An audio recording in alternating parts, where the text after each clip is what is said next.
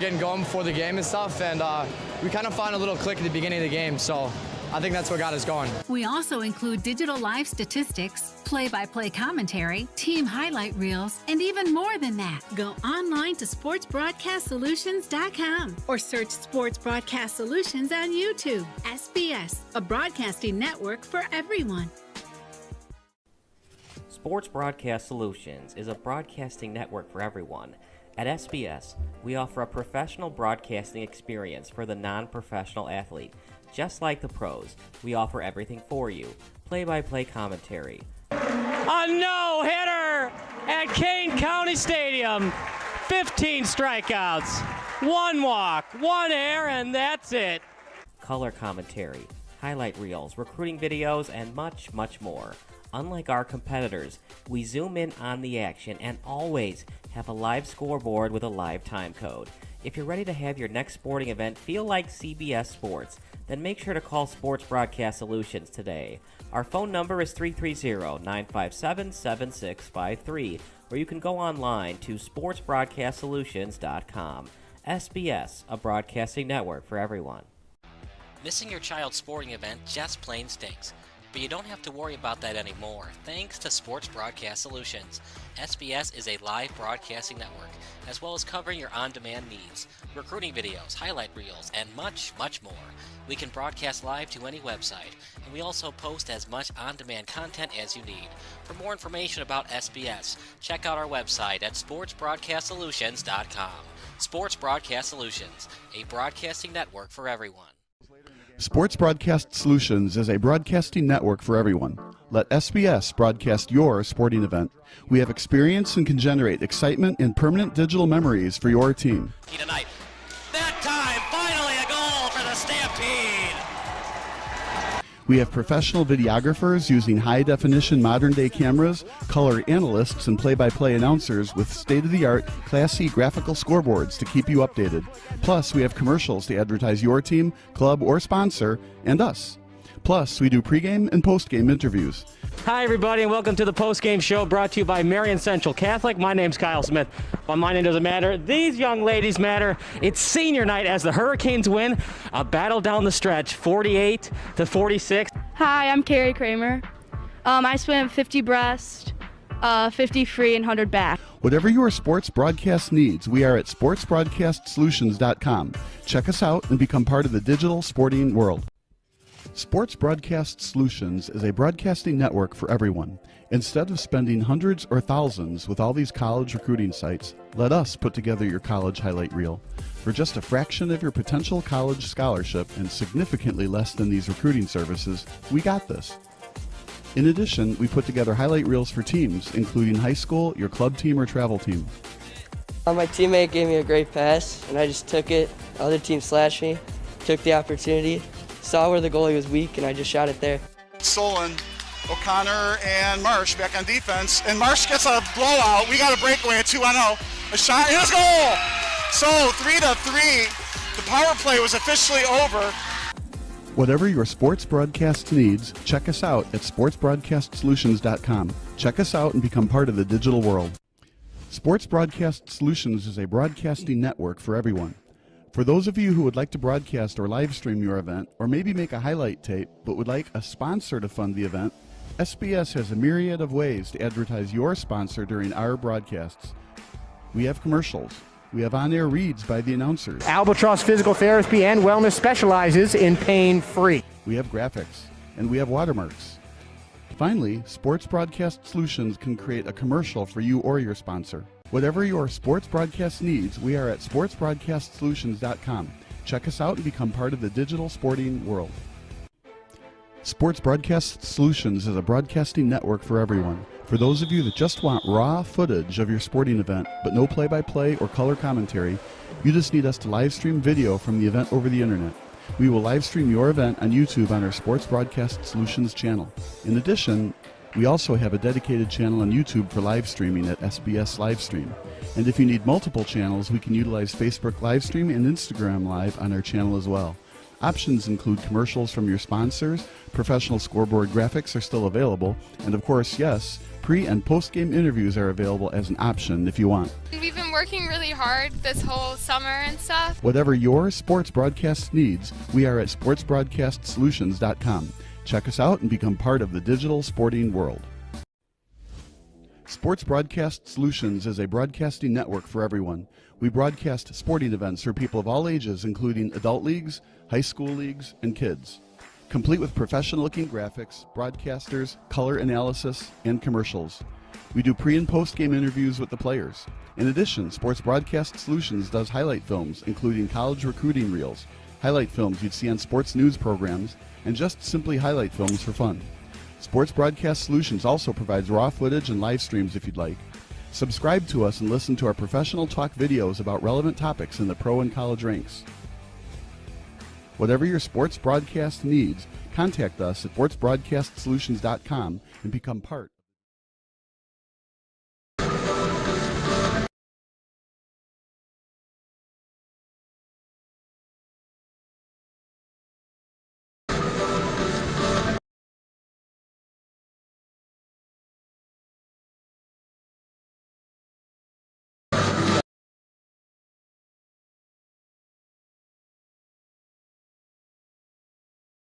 We both have a couple pretty good seniors. I think the Fenwick quarterback's pretty decent, but he's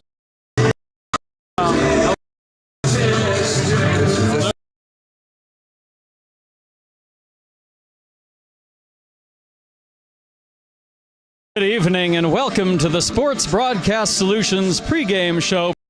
And welcome to the Sports Broadcast Solutions pregame show presented by Forest Security. I'm Tommy Gilbert and delighted to be joined this evening by Friars senior Cameron Garrett. Cameron, how are we doing? You excited for today's game? Very excited, very ready. So I want to take you back 1 week just for a second. The opening kickoff of the second half last week, Fenwick held a 27-0 lead already. Game was looking real good, and then they finally kicked to you and you had a chance to return, and a moment later the score was no longer 27-0. Can you walk us through that play and how it developed? In the locker room we were like, don't come out flat. Week 1 we came out flat second half, and we lost some points on the board. So we just said pound the ball, and I didn't let go. You did not, that's for sure. An 80-yard kickoff return for a touchdown to open the second half. And tonight, of course, is senior night for you and all of your class of 2026 classmates. Can you tell us a little bit about what it's meant to you to be such a big part of this Friar program the past 4 years? These guys, I've known them for like 4 years. They're like brothers, like Jamin, Tommy, Raph, Miles, Will. Those are my brothers. I'll do anything for those guys. And it's just like a big family, kind of. I had a couple of friends who played football here, and I know that's all I heard from them is how great a family Fenwick football always has been. And any favorite memories that you can think of over the past 4 years specifically?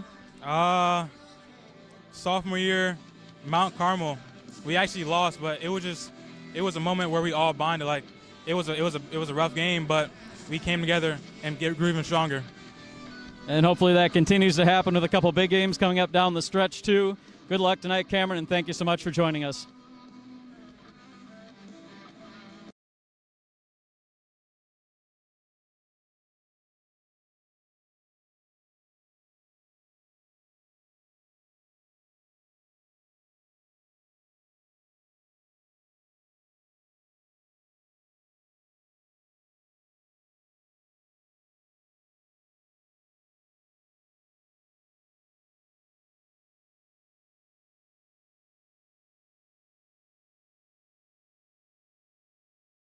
We both have a couple pretty.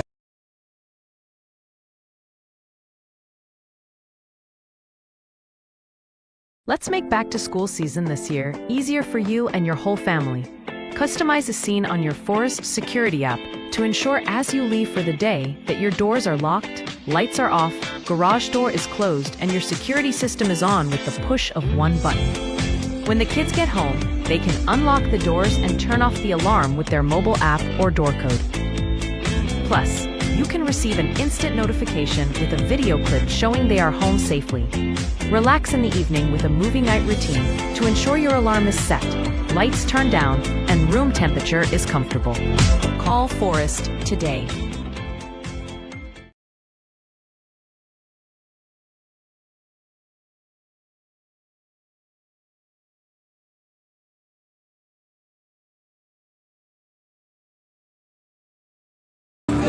also have a couple pretty good seniors. Yeah.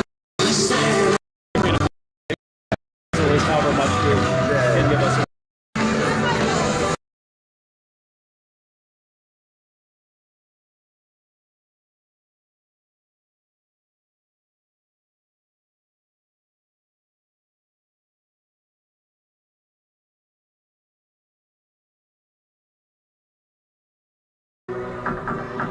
And welcome back to the Forest Security pregame show. Happy to be joined now by Benet Junior wide receiver Luca Diamede. Luca, coming off a tough loss last week, I know it's a little difficult sometimes to talk about great individual performances when the team result wasn't what you were hoping for, but 4 catches for 57 yards, a couple of touchdowns. Can you take us through those 2 scoring plays that you were able to generate? Yeah, so the first one was actually kind of a trick play. It was like a draw to the right, and then I just went out to the left, and it was an easy walk-in touchdown. And then the second one was we were down, I think, 2 scores at that point, and really just trying to fight back and doing everything I could to get us more points. Yeah, and in the spirit of fighting back, talking about tonight trying to avenge a 42-7 loss from last year against a Fenwick defense that's only surrendered 13 points a game. What's the offensive plan of attack tonight against a tough defense? I think we're just trying to take what they give us and go piece by piece up the field and try to just piece together a couple good drives and hope to get some points on the board and let our defense stop their offense. Well, thank you very much, Luca. Thanks for joining us, and good luck tonight. This has been the pregame show presented by Forest Security. Back to you. Let's make back-to-school season this year easier for you and your whole family. Customize a scene on your Forest Security app to ensure as you leave for the day that your doors are locked, lights are off, garage door is closed, and your security system is on with the push of one button. When the kids get home, they can unlock the doors and turn off the alarm with their mobile app or door code. Plus, you can receive an instant notification with a video clip showing they are home safely. Relax in the evening with a movie night routine to ensure your alarm is set, lights turned down, and room temperature is comfortable. Call Forest today.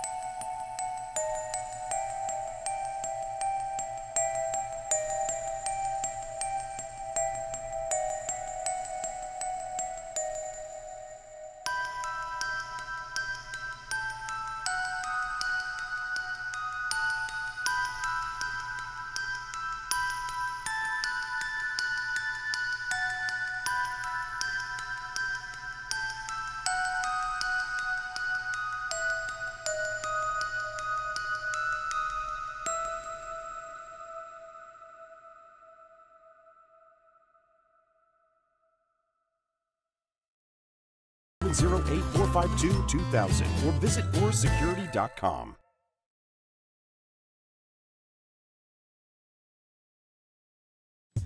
Are you looking for some good food after a Fenwick football game?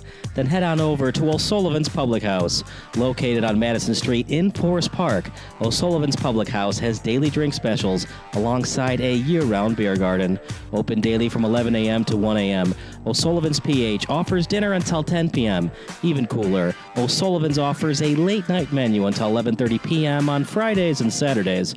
On the weeknights, O'Sullivan's has a late-night menu until 11 p.m. And for the fall season, O'Sullivan's will offer 20% off food for athletes and coaches following home Fenwick games. For more information, go online to o'sullivansfp.com. A deal for me? A deal for everyone! 17 East Van Buren Street, Joliet, Illinois.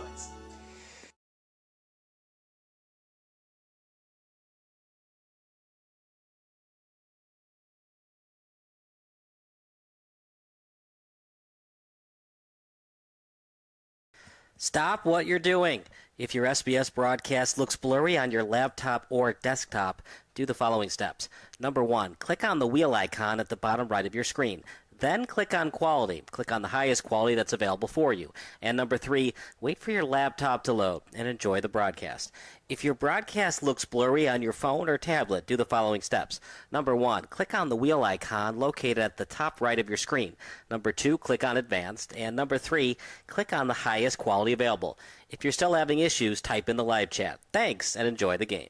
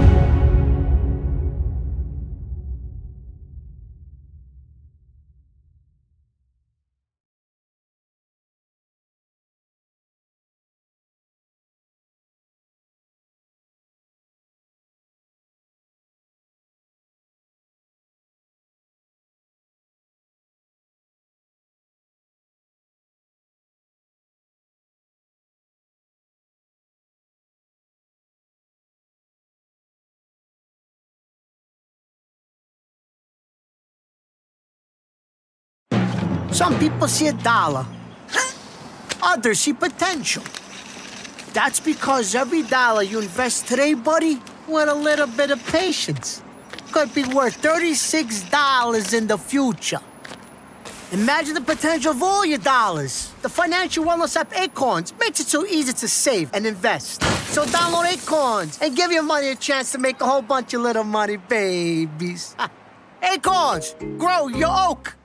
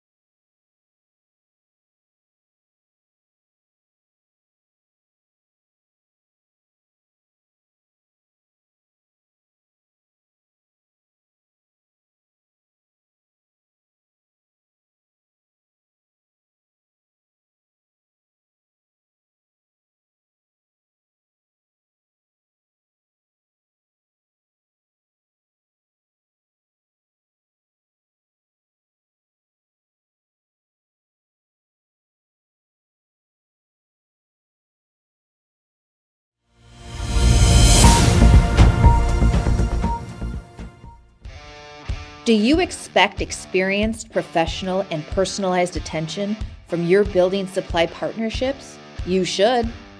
Are you getting the specific attention you need to help your business grow? You can. Introducing IHSA Roof Pro and Grow through Richards Building Supply. As a professional small business, you need real solutions to achieve your desired growth outcomes. This requires more than sample boards, pricing, and on-time delivery, which sets the bar too low. You need more. To grow and win in this ultra-competitive environment, you need ultra-competitive solutions. With Richards Building Supply, get the personalized attention you deserve and need. Take advantage of incredible first-time user incentives. Gain discounted access to a host of our industry's most reputable marketing tools through a Roof Pro membership. And that's just the beginning. Don't believe us? Let us show you. IHSA Roof Pro and Grow through Richards Building Supply.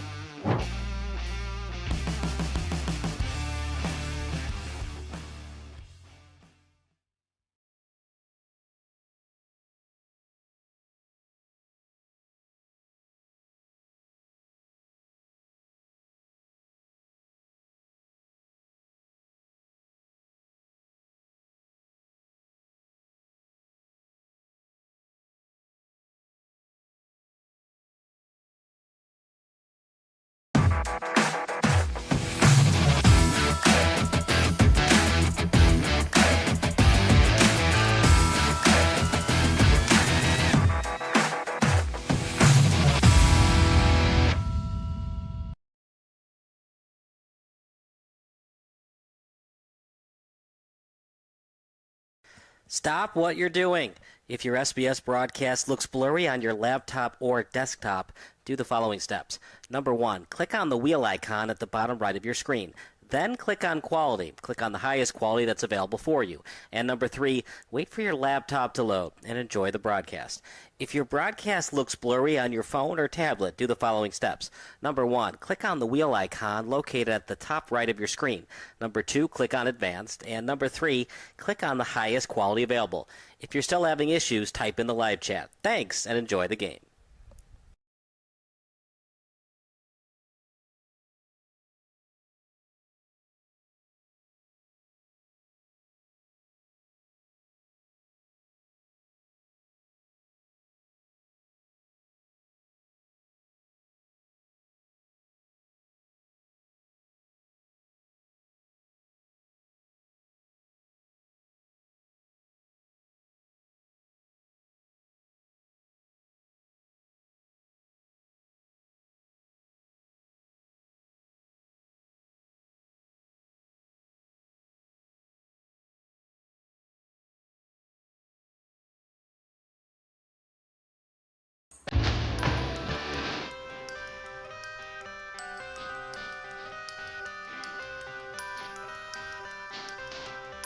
I got the cash in the bag, stadium packed. Born a rock star in this life, gon' live it up on the attack. Baby, I'm bad, I just wanna get caught up in this life, I'm crazy, I'm mad. Doing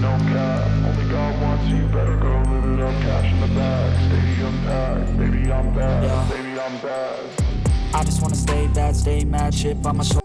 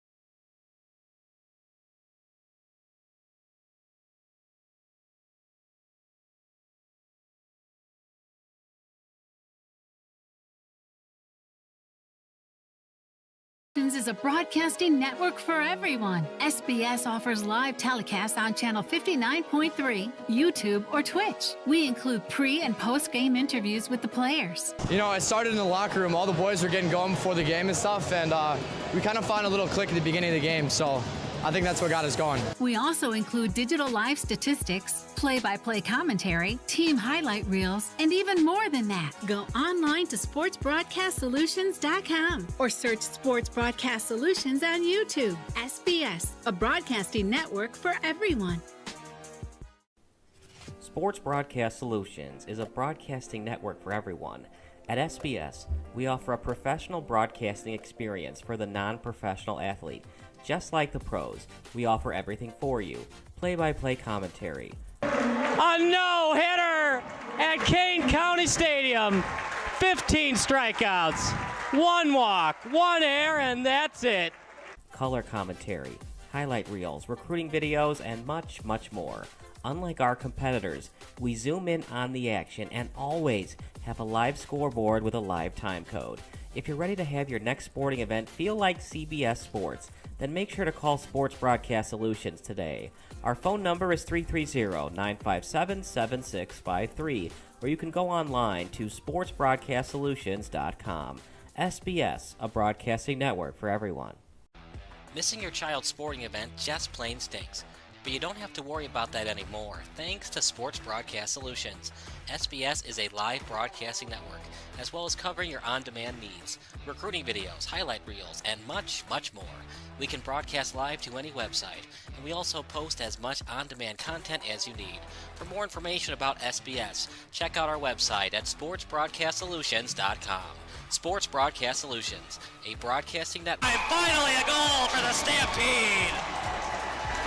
We have professional videographers using high-definition modern-day cameras, color analysts, and play-by-play announcers with state-of-the-art, classy graphical scoreboards to keep you up to... My name's Kyle Smith, but my name doesn't matter. These young ladies matter. It's senior night as the Hurricanes win a battle down the stretch, 48-46. Hi, I'm Carrie Kramer.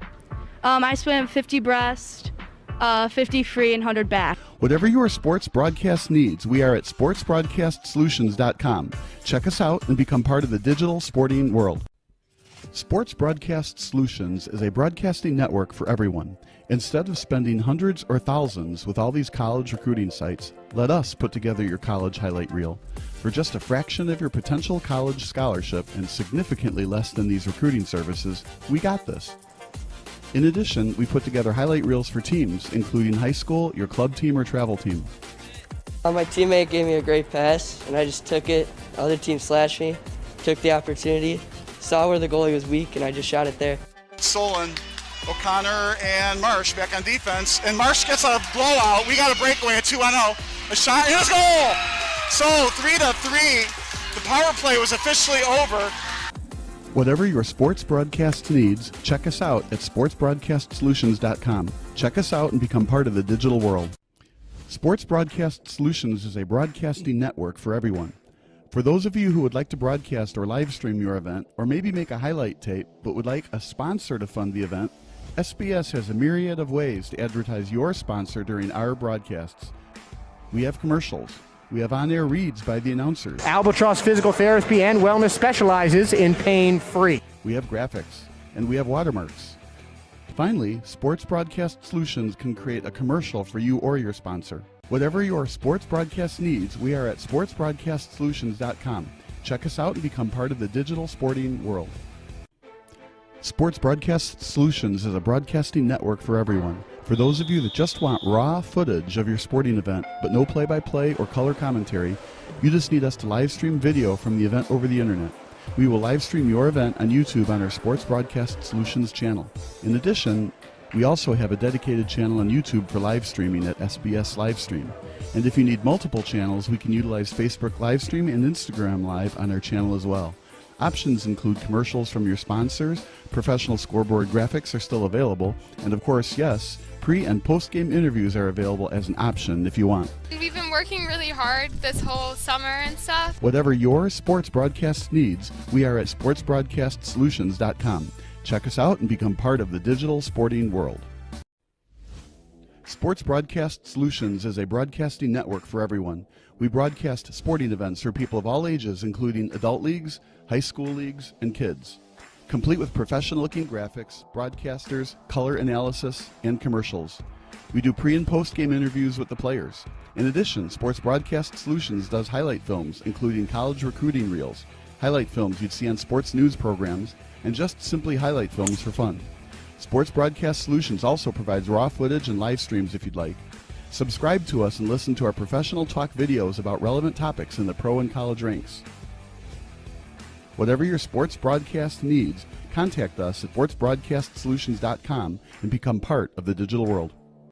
This is Sports Broadcast Solutions, a broadcasting network for everyone. Check us out at sportsbroadcastsolutions.com and become part of the digital sporting world.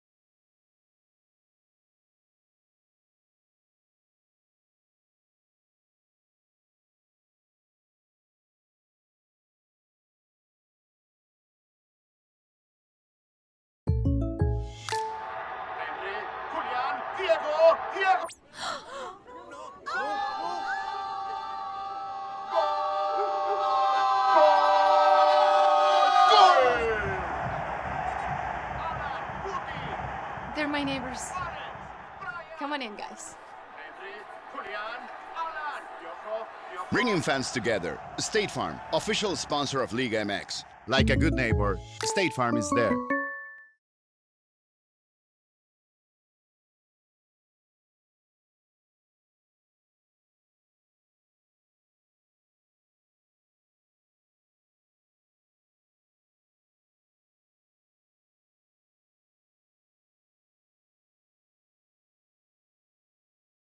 Stop what you're doing.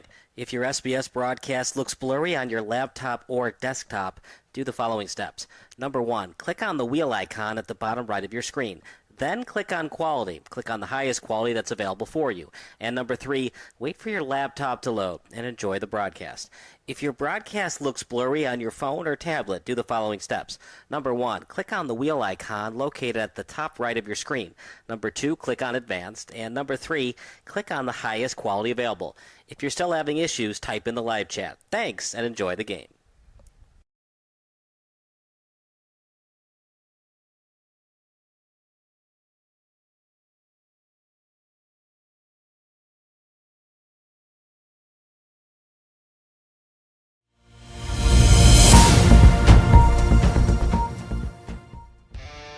Do you expect experienced, professional, and personalized attention from your building supply partnerships? You should. Are you getting the specific attention you need to help your business grow? You can. Introducing IHSA Roof Pro and Grow through Richards Building Supply. As a professional small business, you need real solutions to achieve your desired growth outcomes. This requires more than sample boards, pricing, and on-time delivery, which sets the bar too low. You need more. To grow and win in this ultra-competitive environment, you need ultra-competitive solutions. With Richards Building Supply, get the personalized attention you deserve and need. Take advantage of incredible first-time user incentives. Gain discounted access to a host of our industry's most reputable marketing tools through a Roof Pro.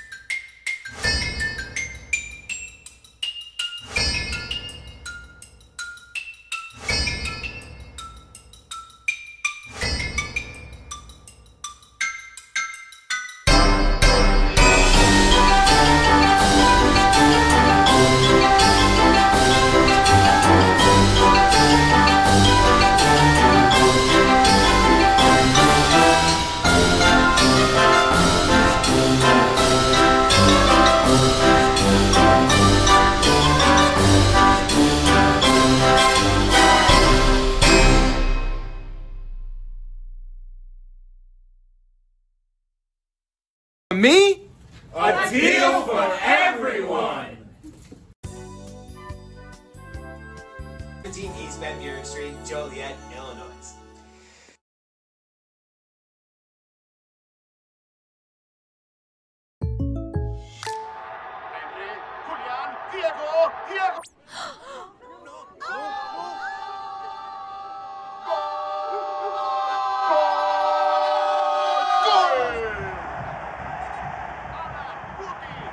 They're my neighbors.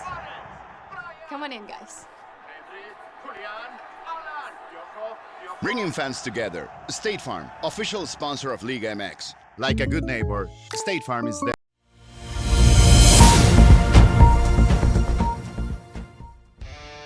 Do you expect experienced, professional, and personalized attention from your building supply partnerships? You should.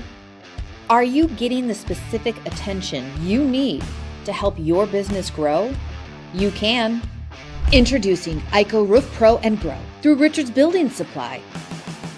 As a professional small business, you need real solutions to achieve your desired growth outcomes.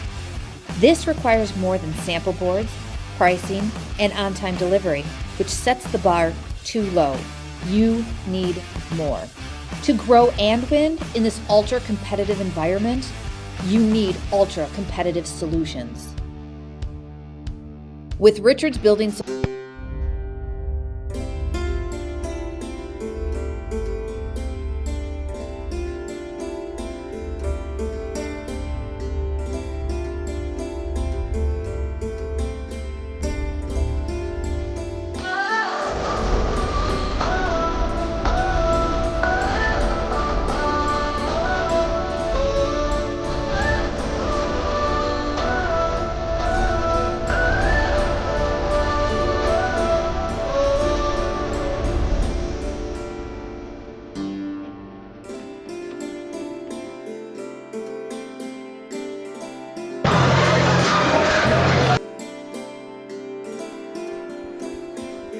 Good evening, everybody. Kyle Smith alongside Bob Vilsaway. It is the IHSA Game of the Week presented by Sports Broadcast Solutions.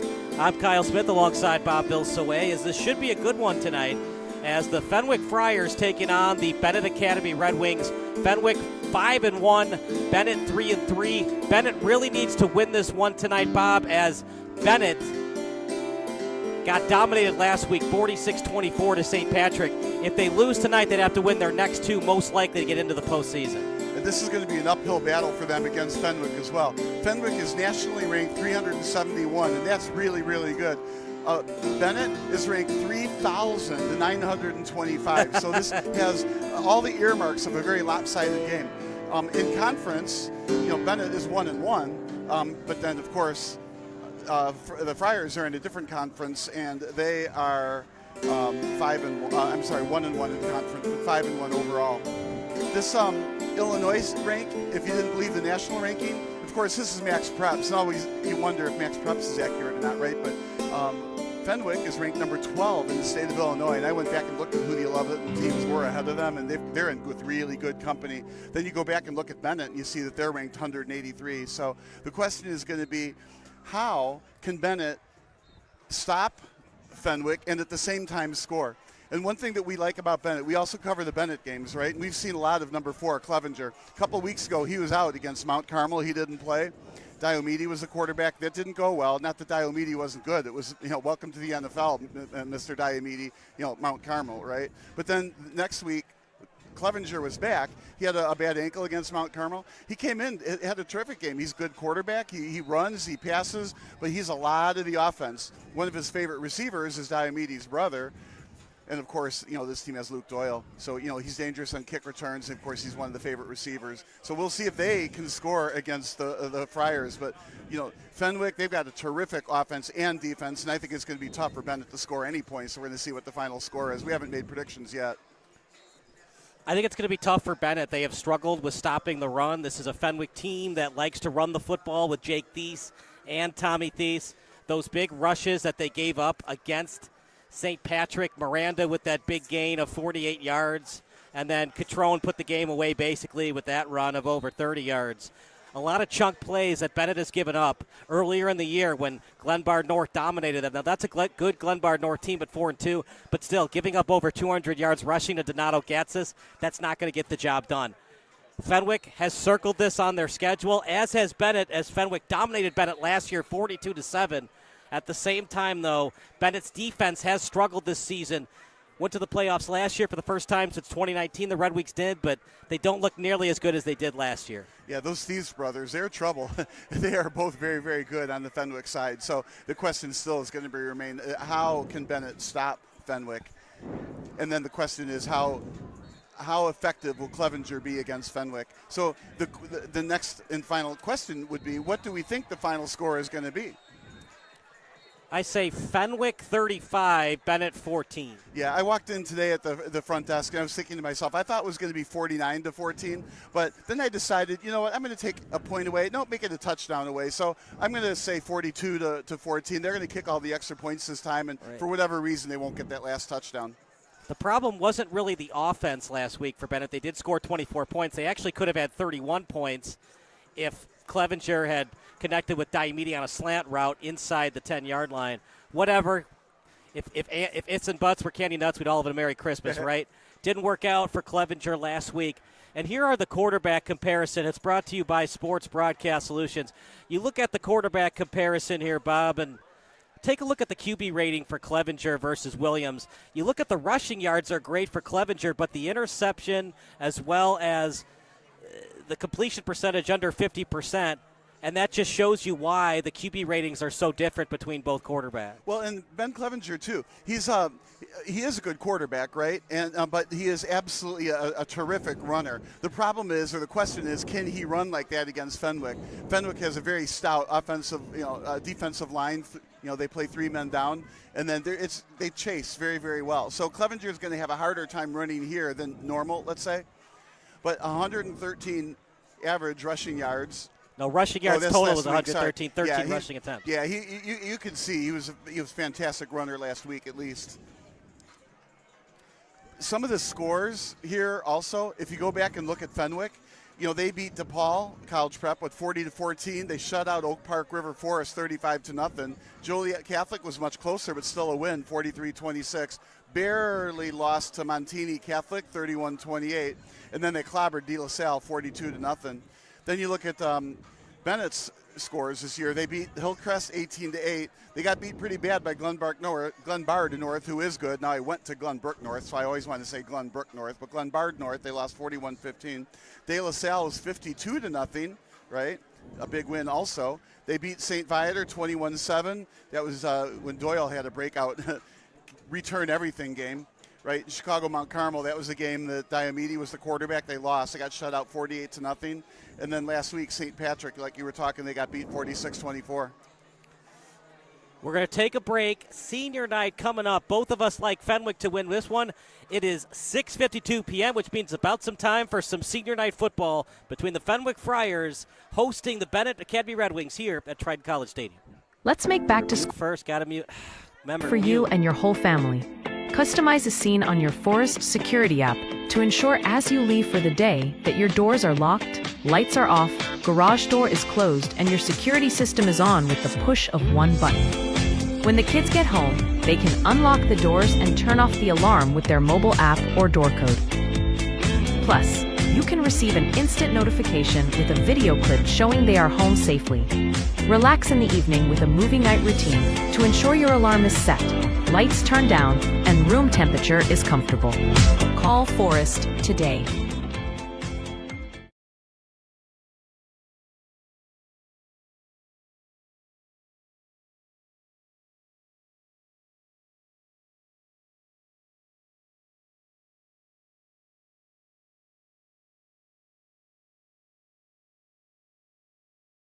At Quick Trip, we're known for our fresh and delicious food and our dedication to providing the best customer service. Did you know it takes more than 34,000 dedicated, hard-working people bringing their best every day to make that happen?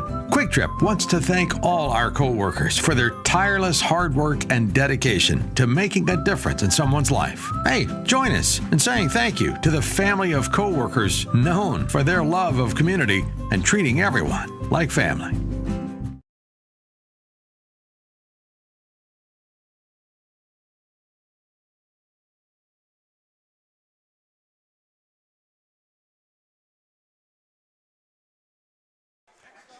Real quickly, Bob, as the public address announcer is announcing the senior leadership and the seniors here at Fenwick High School.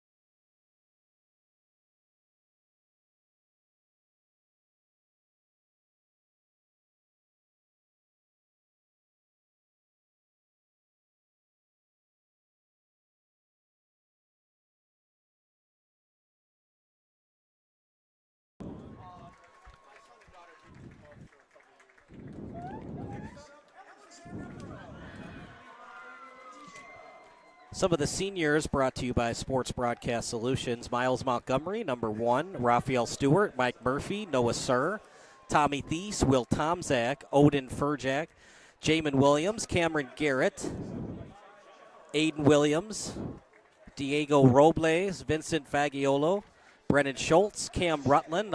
Cam Rutland graduates next year. Connor Wall, Adam Calicdan, Zaire Harris, William Rostow, Logan Schultz, Charlie Becker. He graduates next May. And then Jeremy Munoz, he graduates next May. But Sakomo Mabeme, Nicholas Walzer, and Jack O'Malley, all the seniors for Fenwick. And what strikes me when you read that list of players is just how many juniors and sophomores there are on the roster as well. Hold on.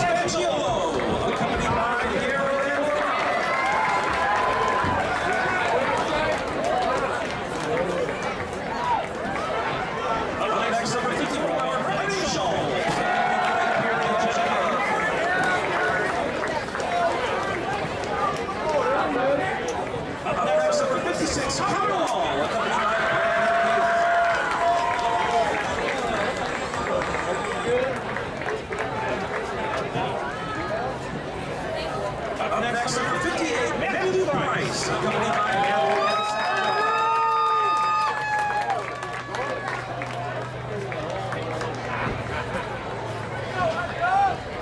Up next, number 62, Aaron Kellington, accompanied by Will Antoinette.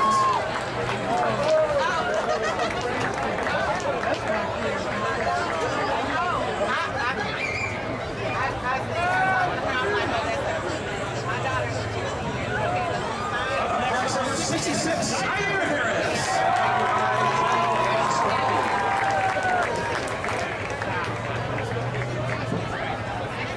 Up next, number 75, Will Ristow.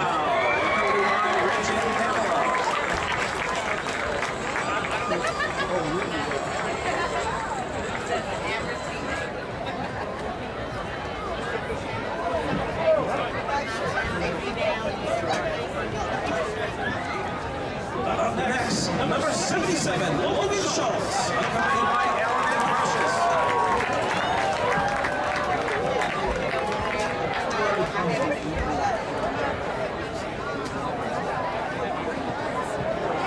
Up next, number 88, Jack O'Malley, accompanied by Thomas O'Malley.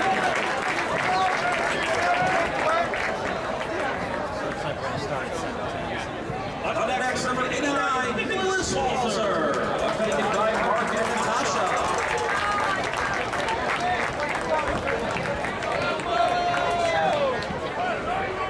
Up next, number 90, Zinko Mbele, accompanied by Amanda.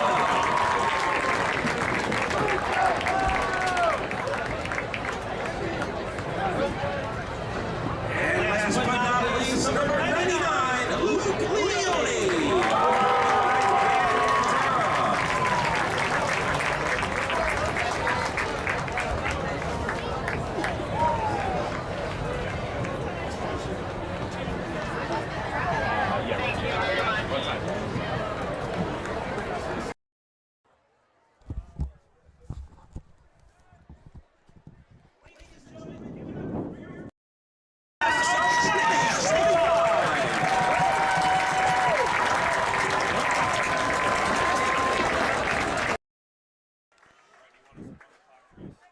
Bob, if that doesn't get you excited for senior night, nothing will, as a lot of seniors that were being honored by Fenwick tonight and trying to get a home win in one of their last home games ever as a Fenwick Friar. Yeah, that's the thing. The senior night, or in my case, sophomore night, for a two-year school, right? It's when the seniors or the sophomores go away. It's very, very sad night. It's one of the favorite nights. Yeah, at the same time, it's a very sad night because those players aren't going to be with you any longer. And of course, generally, as a coach, you get to like all your players. So, but there's a lot of them here, a lot of seniors. But that's what happens on the football team. But what also struck me when they were doing this is how many juniors and sophomores there are on this team that make this, this team run. And what was also very interesting to watch during that is on the far side, we had Benet warming up. So Clevenger was throwing, 5-yard outs with no step, drop back, a 7-yard, and out to the sideline, 7 steps, and then to the left, toward the sideline. That was a 3-step drop. Same 3-step drop for a 25-yard pass. So Clevenger is a good quarterback, and Diomede took some reps too. They're getting some extra reps while the seniors are walking in front. It's a really nice little balloon path that the players go under. The photos have to be terrific. But their last game, we'll see how much playtime some of the seniors actually get on their last game. So maybe we'll see a couple extra seniors than we might normally have seen during a game. All right, so we will go live in 8 minutes from now. They're going to give the teams a couple more minutes of warm-ups. You're watching Benet against Fenwick here on SBS. Let's make back-to-school season this year easier for you and your whole family. Customize a scene on your Forest Security app to ensure as you leave for the day that your doors are locked, lights are off, garage door is closed, and your security system is on with the push of one button. When the kids get home, they can unlock the doors and turn off the alarm with their mobile app or door code. Plus, you can receive an instant notification with a video clip showing they are home safely. Relax in the evening with a movie night routine to ensure your alarm is set, lights turned down, and room temperature is comfortable. Call Forest today.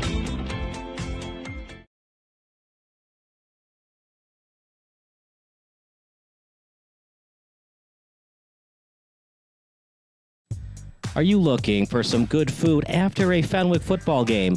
Then head on over to O'Sullivan's Public House. Located on Madison Street in Forest Park, O'Sullivan's Public House has daily drink specials alongside a year-round beer garden. Open daily from 11 a.m. to 1 a.m. O'Sullivan's PH offers dinner until 10 p.m. Even cooler, O'Sullivan's offers a late-night menu until 11:30 p.m. on Fridays and Saturdays. On the weeknights, O'Sullivan's has a late-night menu until 11 p.m. And for the fall season, O'Sullivan's will offer 20% off food for athletes and coaches following home Fenwick games. For more information, go online to o'sullivansfp.com.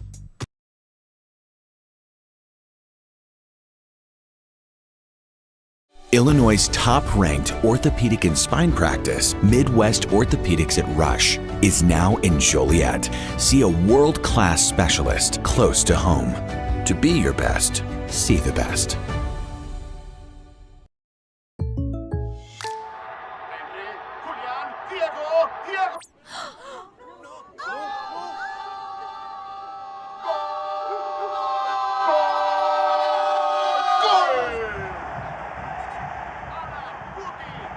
They're my neighbors.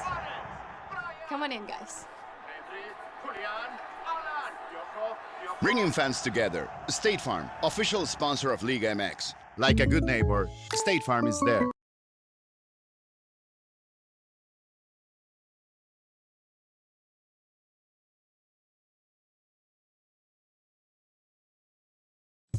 Are you looking for some good food after a Fenwick football game? Then head on over to O'Sullivan's Public House. Located on Madison Street in Forest Park, O'Sullivan's Public House has daily drink specials alongside a year-round beer garden. Open daily from 11 a.m. to 1 a.m. O'Sullivan's PH offers dinner until 10 p.m. Even cooler, O'Sullivan's offers a late-night menu until 11:30 p.m. on Fridays and Saturdays. On the weeknights, O'Sullivan's has a late-night menu until 11 p.m. And for the fall season, O'Sullivan's will offer 20% off food for athletes and coaches following home Fenwick games. For more information, go online to o'sullivansfp.com.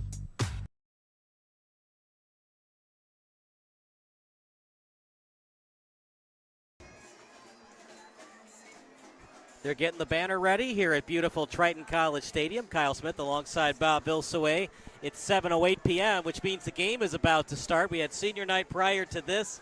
Our predictions were a Fenwick blowout. You said more of a blowout than I did. Meanwhile, partner, for Benet Academy, get a lead and stay ahead. Get ahead, stay ahead for the Benet Academy Red Wings. That's been a problem for them. In their 3 wins, they've dominated, but in their 3 losses, they've been dominated. So it hasn't really been in the middle here. It's been either getting dominated or being the team dominating the other team. Well, that's what happens. I mean, the way the ball bounces, I guess you'd have to say, right? But I'm enjoying the night. I'm watching over there. The football team is going to come through the middle of a tunnel. They came through the black and white balloons in the archway. It's just a wonderful event. It's too bad that this senior night only happens once a year. Of course, you don't play that many football games, right? It's what, a dozen football games, and that's it. Then we got the bagpipes are going. It's just a magical night. So what they're doing is they're touching a former Fenwick player, Johnny Lujak, who won the Heisman Trophy. That is his Heisman, not his actual Heisman. It's a replica, obviously, but they do that before every game here at Triton College Stadium. Fenwick in the black and white, Benet in the white and red.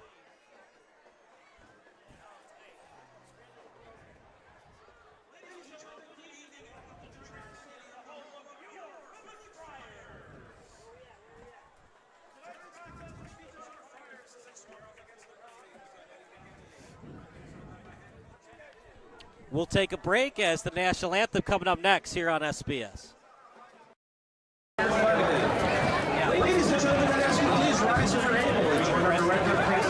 Let's make back to school season this year easier for you and your whole family.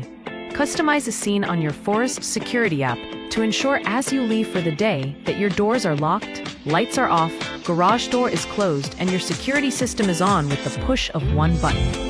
When the kids get home, they can unlock the doors and turn off the alarm with their mobile app or door code. Plus, you can receive an instant notification with a video clip showing they are home safely. Relax in the evening with a movie night routine to ensure your alarm is set, lights turned down, and room temperature is comfortable. Call Forest today.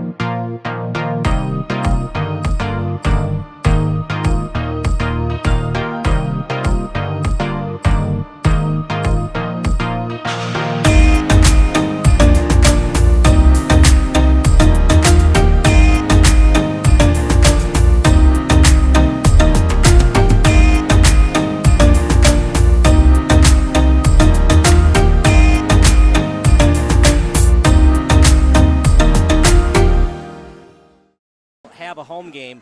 They go 6-3. It's going to be tough for them to have a home game. So this is a huge game tonight for the Friars. Well, I don't know that they'll struggle too much in this game, but that's a lot of assumptions on if they can beat Mount Carmel or not. That Mount Carmel team, to me, I mean, I joke about it, but they looked like an NFL team the way they played against Benet. I'm noticing, though, that when we do the Benet games, there's they fill the stands at Benedictine University, right? And it just feels like there's only a handful of fans on the Benet side. Now, there's probably some Benet fans perhaps on this side, but, not likely. So Benet doesn't have a whole lot of people watching this game in person. Fenwick got to get the ball first on the right side. And, boy, they brought out the fans tonight on senior night. It's a stacked crowd, a sellout crowd at Triton College Stadium. It'll be Thies to most likely return as he's the deepest Friar. And it'll be one of the better kickers in the Chicago Catholic League / East Suburban crossover in Michael Conway, the junior from Butler Junior High. He's the reason they beat Hillcrest. He had 3 field goals in that game, in that 18-8 victory over the Hawks. They might need him in a big way. At the same time, if you're going to beat Fenwick, you got to put that ball in the end zone. Settling for field goals, tough to beat the Friars. Yeah, you got to push them back and get them to have to go 80 yards instead of 65 or something. Decent kick from Michael. Will it stay in bounds? It will. Jake Thies will return it at the 7-yard line. He'll get to the 15, past the 30, past the 35, past the 45. Nice move by Thies. He's in enemy territory near the 40-yard line. What a return for Fenwick. They just keep churning along this season. They're doing everything well in 2025. And didn't you just say if they were smart, don't kick it to him, put it in the end zone or put it somewhere else. Don't kick it to him. And we were talking about, the difference between the 20-yard line or the 35-yard line. We didn't think about the other 35-yard line. So the ball is down at the 42-yard line. We have to do the math on this, but about a 50-yard return. Yeah. And, boy, did he flash some speed and excellent blocking and cut to the outside. It was a good tackle to get him from behind, though. So he caught it right at the 5. He's tackled at the 43. So 45 plus 7, that's a 52-yard return. Yeah.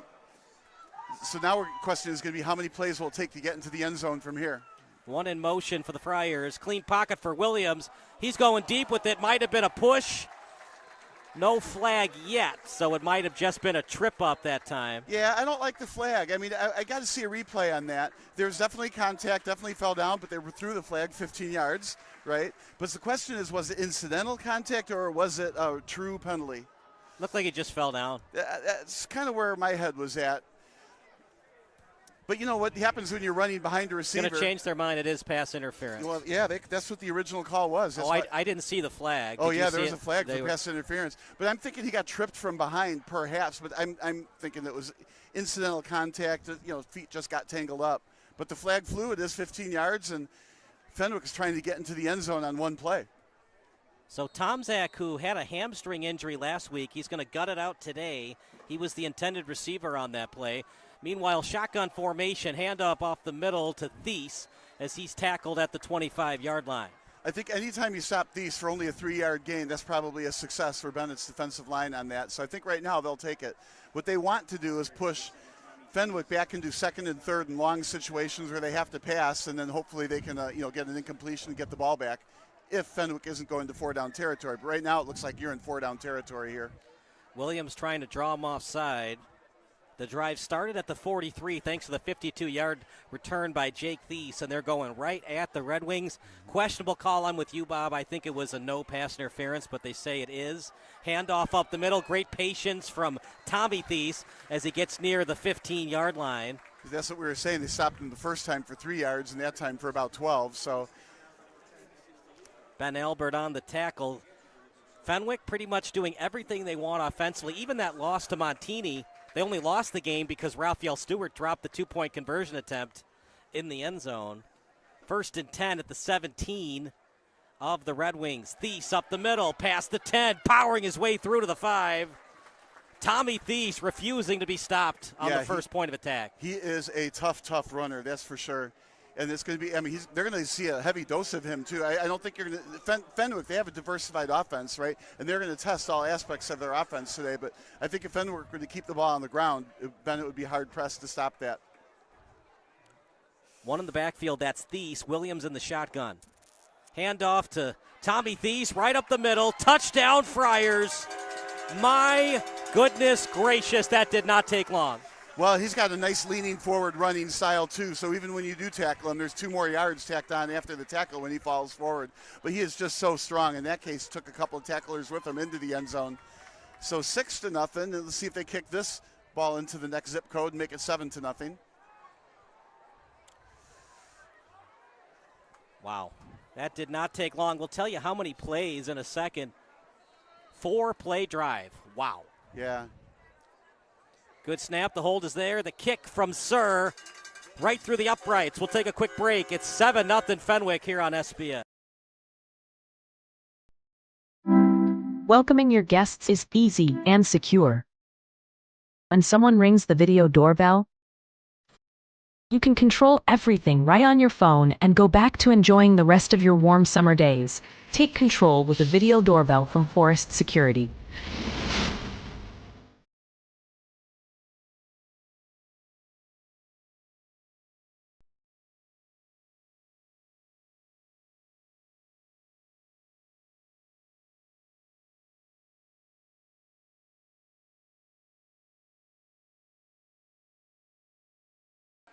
Kyle Smith alongside Bob Vilsaway, a 4-play drive, 43 yards to the end zone. Jake Thies started it with the 52-yard return.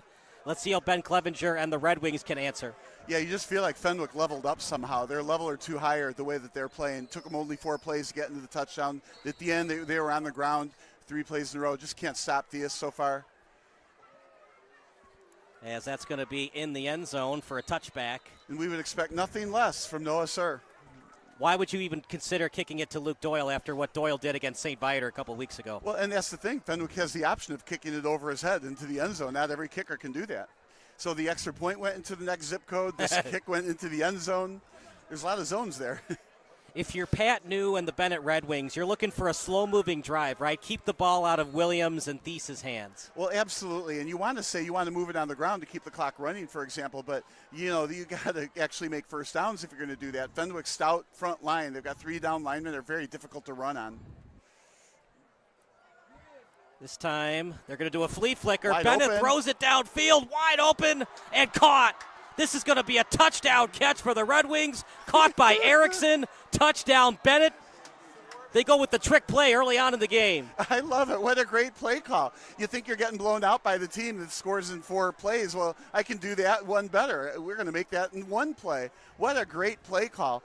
That's going to work for the rest of the game from the perspective of you got to respect it now. So next time when they run that play, the safeties are going to have to stay with the receiver, and some passes down in the middle are going to be open. What a great play to start the game.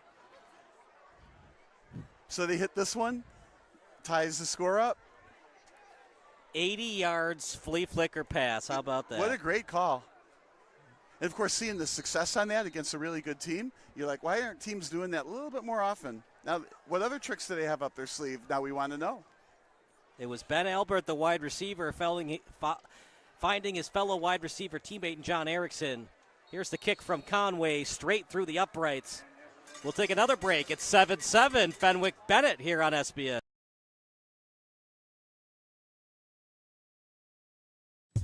Are you looking for some good food after a Fenwick football game? Then head on over to O'Sullivan's Public House. Located on Madison Street in Forest Park, O'Sullivan's Public House has daily drink specials alongside a year-round beer garden. Open daily from 11 a.m. to 1 a.m. O'Sullivan's PH offers dinner until 10 p.m. Even cooler, O'Sullivan's offers a late-night menu until 11:30 p.m. on Fridays and Saturdays. On the weeknights, O'Sullivan's has a late-night menu until 11 p.m. And for the fall season, O'Sullivan's will offer 20% off food for athletes and coaches following home Fenwick games. For more information, go online to o'sullivansfp.com. Conway to kick at his own 40-yard line. And lesson learned, keep it away from Thies. Thies. Keep it away from Thies.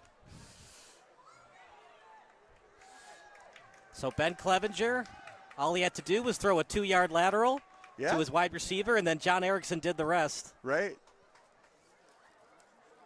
It was Ben Albert over to Erickson on the flea flicker. Thies and the Fenwick Friars, 4-play drive, only a 1-play drive for Benet. Oh, onside. Onside kick. It's got to get to the 50. Didn't it won't. it. I don't know if I like that play call. You just got the momentum back. I know you want to steal a possession, but it looked like things were swinging in the Red Wings' favor. Now you give Thies in this offense great field position. You do, but I like the aggressiveness behind it. I like that. You got the trick play. It worked. You come back and get an onside kick possession. That looked like if it went 1 more yard, there was nobody from Fenwick around that ball. And if you're Fenwick or any other team on defense or the receiving team, you can get it whenever you want. So even though it hasn't traveled 10 yards, you can dive on that ball at the 45-yard line. Yeah, but you don't need to because it's going to be your ball anyway. So right, if it goes out of bounds. If it hits a rock or something and gets to the 50, then Benet can touch it. So why would you want it to wait for it to get to the 50? Just go get that ball. Yeah, but if you touch it first, you fumble it. That's no good either. That's the issue, so you're too, taught not to touch it if it doesn't go 10 yards. Handoff up the middle. Now, I bring that up. You remember that Cowboys-Falcons game where the Falcons waited for the ball to get to the 50? Oh, okay. And then the Cowboys recovered it, then they ended up winning in overtime. So there is some problems with that. Something I wanted to run by you, partner, is if you're going to drop the ball, try to knock the ball backwards to a teammate. If you don't catch it, your teammate can catch it. Well, I think you're, again, trained as a coach to fall on the ball. Don't kick it back because then, the other team can see you're going to do that, and then they go, get the ball. No, you're trained to fall on it. And only a real heady person is going to pick it up and run forwards for some more yards. Thies gets to the edge. This time read well by Ben Albert. He's having a heck of a game. He's got the touchdown pass and now a good tackle there. Well, and this is what Benet needs, right? So Fenwick is third, and I'm going to call it long, even though it's 3rd and 7. Maybe Fenwick doesn't feel like it's long, right? But 3rd and 7. So if the pass is incomplete, then will they get a punt? But I think you're in 4-down territory here in this part of the game. But this is what they needed to do. They are up to third down, 7 to go, and then they just gave up 5. And it's either going to be called on Albert or DeLuca. Yeah, that was a shame. They were obviously blitzing on that play from the blind side, didn't time the snap count properly, lost 5 yards. Now it's 3rd and 2, and we were talking about it being 4-down territory. Probably going to give up a first down on one of these next 2 running plays. Now, with the field wide to the right, I'm thinking that if you're Jamin Williams, who's an excellent rollout quarterback, roll right and see what you can connect with. Williams with time. Still in the pocket. Now he'll go to his right. Thought about running with it. And huge hit on the sideline. He got leveled that time by Erickson. And the reason for the collision was Williams was trying to pick up that first down. It was really close. So we'll see where the referees mark it. Looks like it's short, so it's about a yard to go, 4th down. I think they'll continue to go for it. He's coming back into the game. He'd be the logical person to get the ball on this handoff. Yeah. Remember, Williams is pretty short for the quarterback position, so if you wanted to run tush-push. Oh, no. I don't know if he's the ideal size for that. They do have a good center, though. Remember, the tush-push is more about the center and the offensive line than it is about the quarterback. Yeah, you brought it up, and now you can chat about, looks like there was a timeout called on the field, right? But I guess the Eagles ran it 4 consecutive times this weekend. Yeah. Yeah, that's pretty amazing. I'm a big fan of, getting that play out of there. Yeah. They did lose by 17 points last night, though. Well, 4 times, though, on that tush push. I'm just not a fan of that call. And the reason I'm not a fan of that play is because if you're on the defensive line, there's just so many pounds of pressure coming from the offensive line. And if you have to hold that ground, you end up with knee injuries trying to hold them all back. I for one, would like to see that play outlawed. I will give credit to Jalen Hurts, though. That's a big guy, strong guy that doesn't fumble the football very often. That's hard when you're going into all that contact. It's not easy to hold on to that football. But if I'm Fenwick, I'm handing the ball off to Thies. Number 7, he'll get 1 yard off tackle, and then they get a new set of downs. Thies. Let's see where they spot it. Second effort from Thies. I don't think he got it. Even in high school, when you get close to that first down marker, they give you the yardage, but it was obvious there that he was a yard short. He ran right into the pileup, right in the middle. I guess they should have listened to the announcer and gone off tackle. Well, I said tush push, so that's right up the A-gap, just like what Thies did. Okay. But the thing about a tush push, it's a quicker way to get the first down. The problem with shotgun runs is it takes longer for the play to develop. Yeah, and obviously Benet did really well. Now, next time this happens in this game, right, it was a good time for this, 7-7, right? But next time when this happens in the game, not knowing what the score is going to be, 4th and 1, 3rd and 1, that would be a perfect play-action pass. Clearly, Benet had the whole student body on the front line stopping that run up the middle. 8 plays for 32 yards for Fenwick, 1 play for Benet. Will they do the flea flicker again? Probably not. On the other side of the field. Where a logical flea flicker play would be when they pass it behind the line to the other quarterback. That would be Cristiano Diomede, who would then throw it to his brother, Luca Diomede. Because Cristiano Diomede can also play wide receiver, because just because 15's in the game doesn't mean Fenwick thinks a flea flicker's coming. That would not be my first guess. Now, it looks like Fenwick has 2, and I'm going to call it deep safeties in here. See if they run another trick play, maybe a reverse here. I think they'll keep it on the ground. Yeah, they run it up the middle. That's what they need, to run up the middle like that, 10 yards, move the flags, or move the chains, I mean. Got it to Salvino for the first down. They need to find a way to keep the clock moving and then score, and you got to put the ball in the end zone. If you're going to kick a field goal, you like one of those 10 or 15 play drives. Well, 10 or 15 play drive, I mean, that would be what, they would be dreaming about if they could get that here. But if they do get that, it's going to be on the ground. I'm just saying, if you kick a field goal, you really don't want a 5-play drive because you only get 3 points, and then there's plenty of time on the clock for Jamin Williams and this offense to answer with a touchdown. Yes, exactly right. Up the middle again. Salvino looking good early on. Another chunk play for 21. And I think Fenwick appropriately is, here's a tempo. They're already huddling up.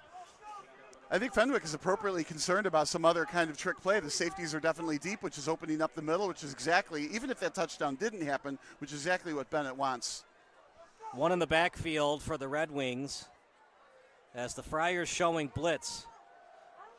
Salvino up the middle. Salvino past the 35, and this Benet offense rolling even better than they were last week. Yeah, I think it's too early to say they're on a mission, but these are some really nice runs right up the middle. And teams generally cannot run on Fenwick. Those 3 down linemen are really a stout defensive unit against the run.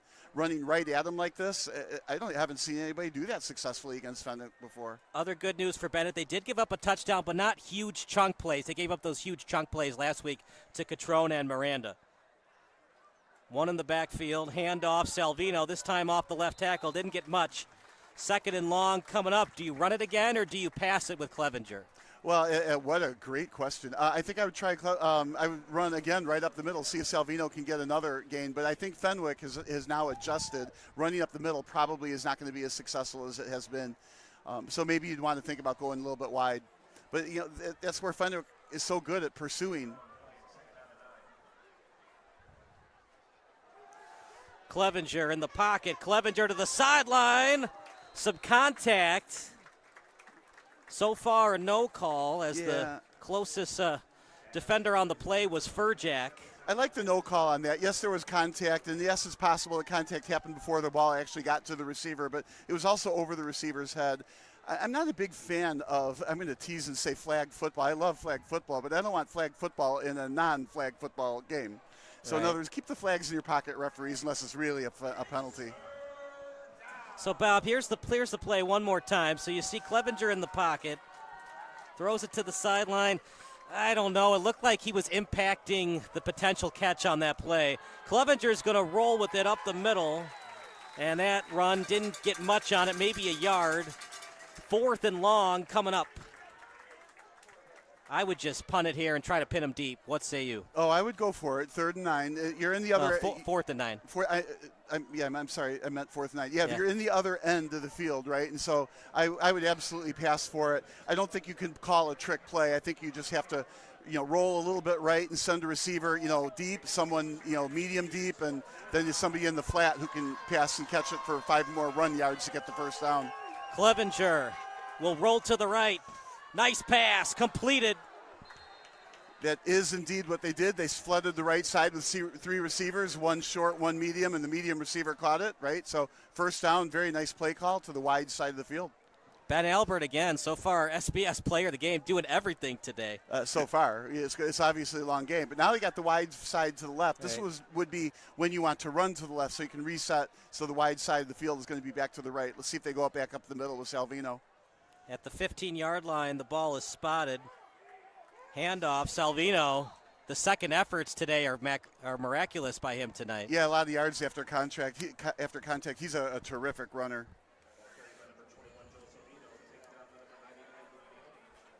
They don't have a second running back they like to use a lot. It's really Salvino or Clevenger. Clevenger on those design quarterback runs. Well, and that's so designed, too. I mean, yes, there are those, right? But he takes off in the pocket as well. It's almost like nobody does it better, and he's a strong runner. Clevenger drops straight back. Screen pass to Salvino. Read well by the Friars. Now, the play on the left screen to the receiver was wide open. So, the coaches up here have to take a look at that play and maybe run that play again and pass behind the line to the receiver on the left side. Yeah, it looked like Doyle was wide open in that zone coverage, but at the same time, when you're backing up and closer to your right, it's harder to throw to the left when you're backtracking like that. Well, and you had the wide field, and he really was wide open. Let's see if they, call that number here. Because what it looks like is there's 3 receivers to the left. There's only 2 cornerbacks. They're relying on the safety to take the receiver that's inside. Trips to the left. Clevenger with time in the pocket to the end zone high. Oh, how about this? His intended target went over his head, and the guy he wasn't trying to get it to, and Doyle almost caught it accidentally. Yeah, Doyle. That's where, they're bringing in the kicking unit here. So that's they're what going to they take wanted, the 3. right? A long play drive, and then Conway with the 3. They don't want the 3, but they'll take the 3 because it was a long drive. Oh, for sure. And then the question is going to be can they stop Fenwick on defense? They did that last drive, so that's what they need to do. But you got to stop them play by play, right? 3 yards, it will give them that. They just don't want to bend too much. This is a chip shot for Conway. 30-yard attempt. No good. Wide left. So the chip shot comment didn't make it. Well, he's got a lot of leg. Yeah. It's just the accuracy sometimes. That's a shame. Just wide left. Didn't look like he had a lot on it. I mean, I couldn't tell. It didn't look like it got blocked, But yeah, it wasn't a great kick. So at least they got the success of running a bunch of time off the clock. So now from Bennett's perspective, it's a lot shorter of a game. So even though they didn't score, that's one of the objectives. Eat up clock, and you're currently tied, or at least you're not behind by too much. So it was a 30-yard attempt because the ball was on the 13. 1st and 10 at Fenwick's own 20-yard line. Now that's going to be a deflating situation also for Benet. So their defense is going to have to, despite not scoring 3 points, they're really going to have to, push to get a stop here. That's why I was kind of leaning towards the punt, because field goal kicking is so hit or miss at the high school level. Look at this, breaking off a tackle, excellent run by Morgan. He's more of a wide receiver than a scat back, but they hand the ball off to him, and he gives his team a first down. And the chains move, and they're already in their down formation, so they're running tempo as well. 1st and 10 at the 39. Williams with time in the pocket. Going deep. Going to go deep with it. Wide open is Stewart. He catches it. Oh, he dropped it. Right in the bread basket. He was thinking touchdown before he caught the ball. He sure was. You could tell because he did not slow down, at least not a whole lot, to catch that ball. As a result, the ball was behind him. If he had slowed down just a little bit to make sure it was actually in his bread basket, it would have been a nice catch. But he tried to reach behind with his hands, and it just bounced out of his hands. If he had slowed down, still would have caught the ball in his bread basket, and I think he was thinking he would have gotten caught from behind. So you nailed it. He was thinking touchdown, and it was wide open. And I think that play will be wide open longer or more often this game, too. That won't be the last time you see a deep pass. As Williams with it, looking for Morgan. Now he'll run with it. And if he had just started running right away, he might have been able to get to the 45. He took some time running and allowed the pursuit of Benet to get to the play. Yeah, it looks like he went up the middle, and you felt like he could have gotten 5 more yards, then he would have been hammered or something. So then he decided to take the out route instead and just go out of bounds. 3rd and 8. One would think they need to get at least 5 yards to consider going for it. That's probably a good assessment. Unless you're Dan Campbell, they always go for it. The video game football. Williams with time. Over the middle. This time Stewart catches it. Stewart still on his feet, and he gets the first down.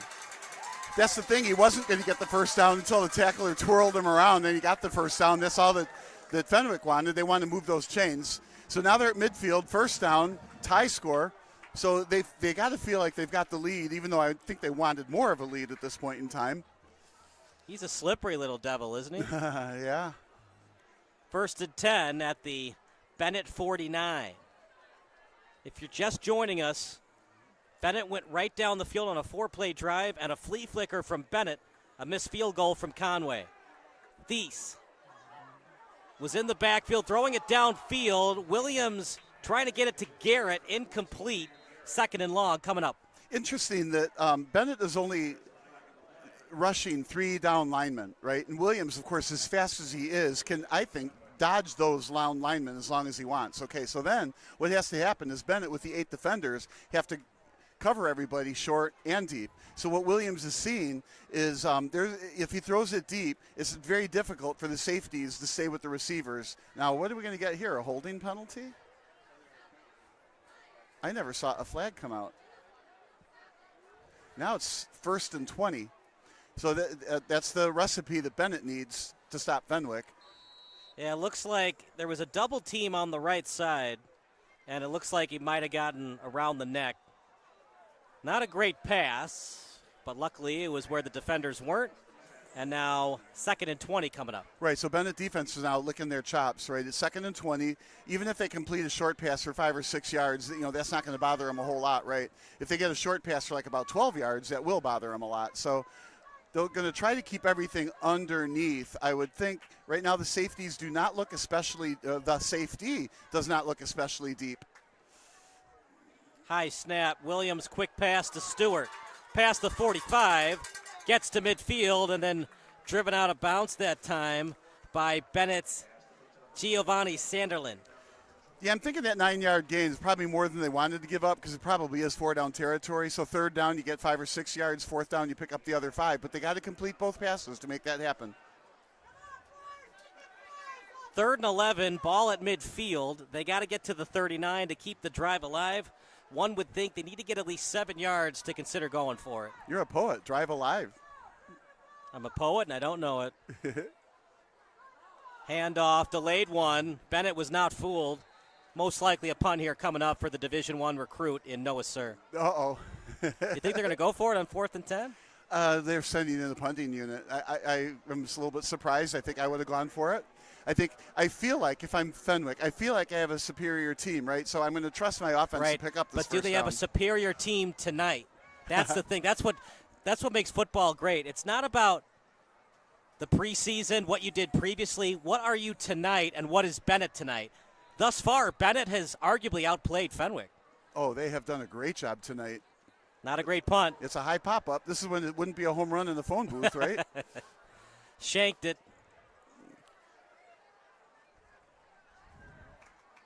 Any given Friday, right? Yeah, well, it's Friar Night Lights, right? Nice, Yeah. very well. But you were going to say?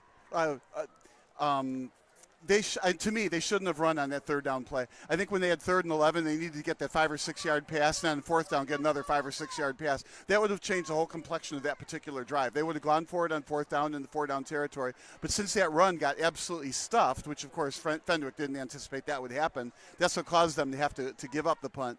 But Fenwick, undaunted, it's still 7-7 tie score. They feel like they're just giving the ball away to Benet, and then obviously Fenwick trusts its own defense. And so far, the only real success that Benet has had that's been damaging was that one flea flicker. Even though they were able to march downfield, they did not score. Yeah, I was surprised Conway missed that kick. He's got a boot. Well, yeah, you called it a chip shot.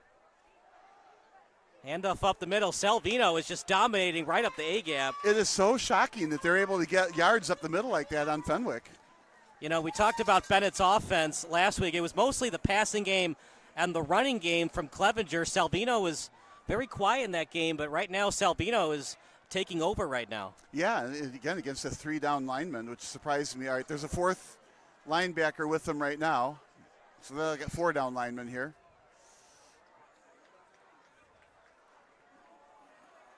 Another handoff, this time off the right tackle. And even though he only gets a small gain, this might be coming back, though, against the Red Wings. Yeah, it'll come back. It's going to be a preliminary call as a hold. So it'll be 1st and 20. Yeah, it looked like it was called right at the line of scrimmage. Yeah, I would love to see those plays close up with isolated cameras to be like, is that really a necessary call to be flagged? Well, I mean, if it's a hold, it's a hold. The problem is once you call one holding, you have to call very similar the rest of the night. Yeah, and that's just so hard to do, to be consistent, especially when a penalty like that means so much. Okay, Benet was very, very, very happy when Fenwick was 1st and 20. Now Fenwick has to be the same amount happy that Bennett's in 1st and 20. You see Bob right here in the backfield. He tackles the guy down. Did he grab the shoulder and do it? If he did, then it's a holding call. Yeah, I would say if you're tackling the defensive line, that's probably a hold. Right, yeah. Obviously, if you pancake, you push him into the ground, that's fine. But 1st and 20 at their own 34. Almost a killer for the Red Wings. High snap, going to be a jet sweep all the way. They get to the edge. As that was a handoff to Tamala, but well read. Actually, it was to Doyle and well read by the Friars. I was looking downfield for a receiver, but they did not send anybody deep. That's the kind of play that if Bennett's going to have that one flea flicker, they should think about running right just like they did there and then throwing the ball downfield. But there was no receiver downfield, so Fenwick was able to come up and make the tackle without fear of something happening behind them. It'll be 2nd and 18 at their own 36. Benet in no hurry as we expected. We talked about it on the pregame show. They're going to take their time, and it's up to Fenwick to call timeouts. Otherwise, well, here the quarter's going to end. Benet is just going to let this clock run, and that will do it for the quarter. We'll take a break. It's 7-7 here at Triton College Stadium. Welcoming your guests is easy and secure. When someone rings the video doorbell, you can control everything right on your phone and go back to enjoying the rest of your warm summer days. Take control with a video doorbell from Forest Security.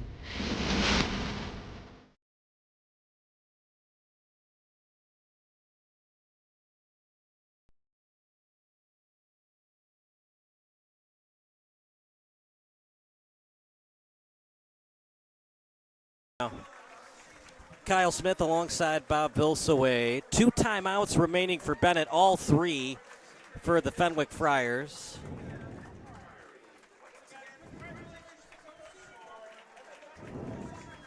As one of the teams being honored here at Fenwick, home of the Friars, Triton College Stadium. 2nd and 18 at the 36. Benet just wanted that ball to go into the, they wanted the clock to run out in the quarter as the second quarter about to start. Yeah, you were talking about timeouts there for a while. I actually like taking timeouts before always the 2-minute warning. A lot of the coaches on the couches like to save those timeouts to the last 2 minutes, but I think it's okay to take a timeout earlier and set up the right play.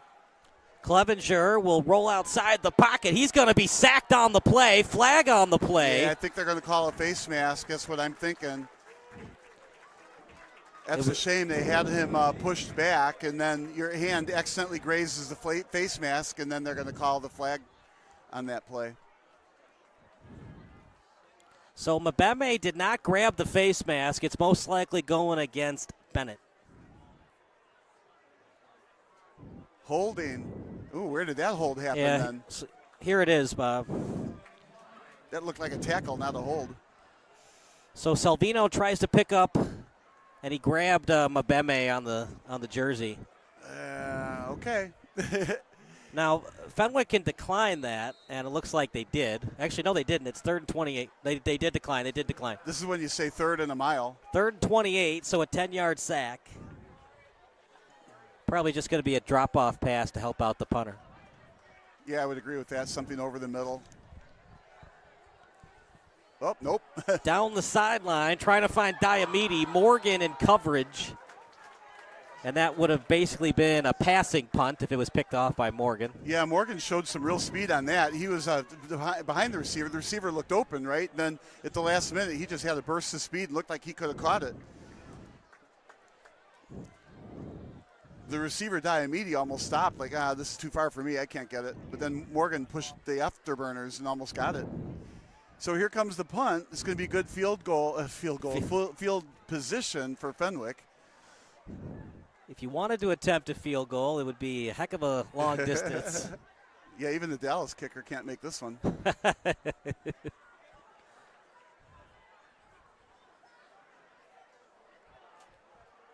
And Stewart will grab it. Still on his feet and then tackled. Can't get to the 35. I think most coaches are going to say once the up back let it go, you should probably let it go as well. And there wasn't much of a return anyway, and what you're risking is a fumble. So probably better to let that one go. Only would have mattered for a yard or two, and he couldn't get around the edge anyway. So first down, long way to go. Still tie score early in the second quarter. 1st and 10 at the 33. Bennett's had their chances. Both teams have, but just from the Benet perspective, I think they got to be pretty happy they're in this at 7-7 already in the second quarter. Of course, those of you that know me, I always like to do the math, right? At the end of the first quarter, 7-7. This game is going to end in 28-28 overtime game.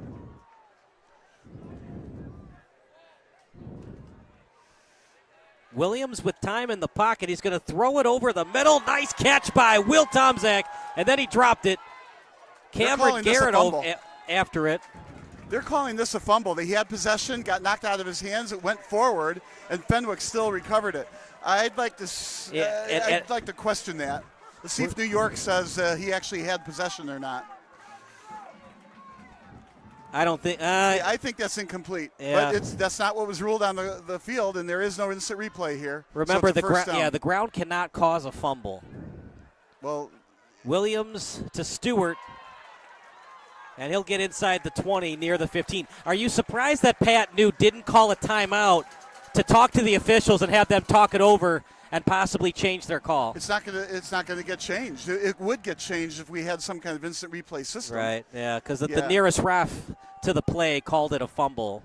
And then in Fenwick, with pace, it's almost as if they have instant replay. Quick line up and run the next play so they can't call it back, but there is no replay. Williams will roll to his left. And he is way beyond the line of scrimmage. Now Did he get that back to the line of scrimmage? Another flag could be intentional grounding. He did not get that to the original line of scrimmage. Let's see what they call, though. It could be. This game has been marred by a lot of penalties. The other thing is, too, was he even outside the tackle box because he ran back to the pocket? They're calling intentional grounding. That's what the signal is. And it's probably appropriate. There was no receiver there. I have a little bit of a problem with that, too. When you're Williams, you got outside the tackle to the left, then you got back, but you went back to the right. Now you're between the tackles. But I think once you're outside the tackles, you're outside the tackles. But he ran back to the pocket. But I don't think that should matter. Okay. Once you're outside the pocket, you're outside the pocket, even if you run back into it. Didn't matter. He didn't get it back to the line of scrimmage anyways. Right, and it's a different penalty than I think. It was roughing the passer, not intentional grounding. We had that backwards. So it's roughing the passer, not intentional grounding. Thies is going to get the touchdown rush. Touchdown run for Thies. And a huge break for Fenwick, back-to-back breaks. We thought it was an incomplete pass. It turns out to be a fumble. We thought it might be intentional grounding. They called roughing the passer instead. Right, there you go. Wow. They took some breaks to the bank. Now let's see if Sir can put this in another zip code and make it a 7-point lead again.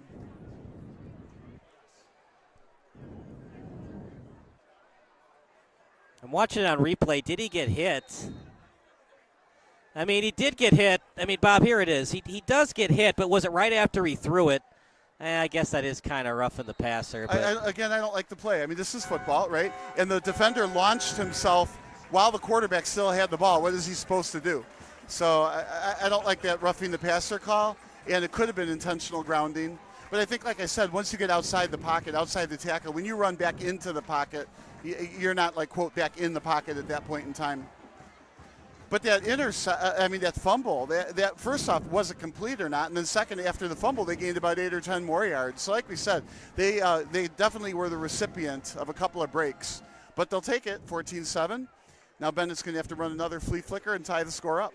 Now the other thing is, too, Bob, for the officiating crew, you could have done offsetting penalties. Was it roughing the passer? It kind of was. He also didn't get the ball back to the line of scrimmage, so it could have been roughing the passer plus intentional grounding. Well, what would have to happen is the official has to throw his flag and his hat then. Right, correct. Or just don't call anything. But yeah, I think it was both. I really think it was roughing the passer and intentional grounding. Yeah, well, I feel like if you're outside the pocket, you're allowed to make that throw. And it was right. 30 yards but you in still the have air. to get it back to the line of scrimmage. Yeah, right. It was 30 yards in the air, and then, of course, the late hit. And but far be it for me, though, in this case, to second guess the referees. But what did we got an injury on the field?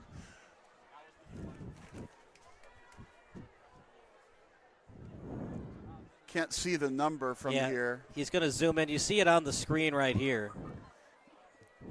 After the Joe Theismann injury about 100,000 years ago, I never watch injuries again, ever. So if somebody gets hurt, then the replay comes on, I look away.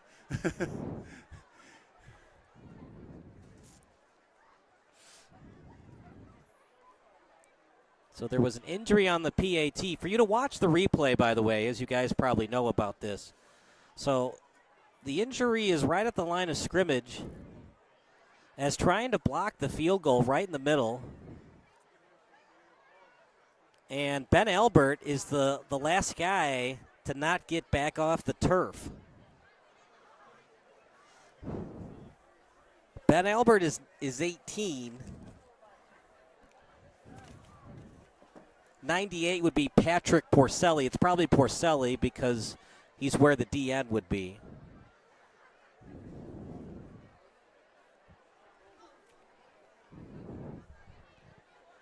Meanwhile, at the other end of the field, Fenwick, they're all on one knee.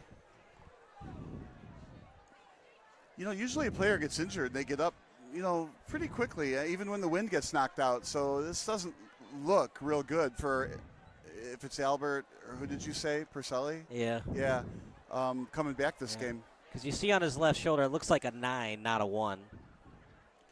Well, there's a B on the helmet. Does that make a difference? Yeah, you wonder, the fact that he's been on the turf for so long, could it be a concussion? Yeah. Well,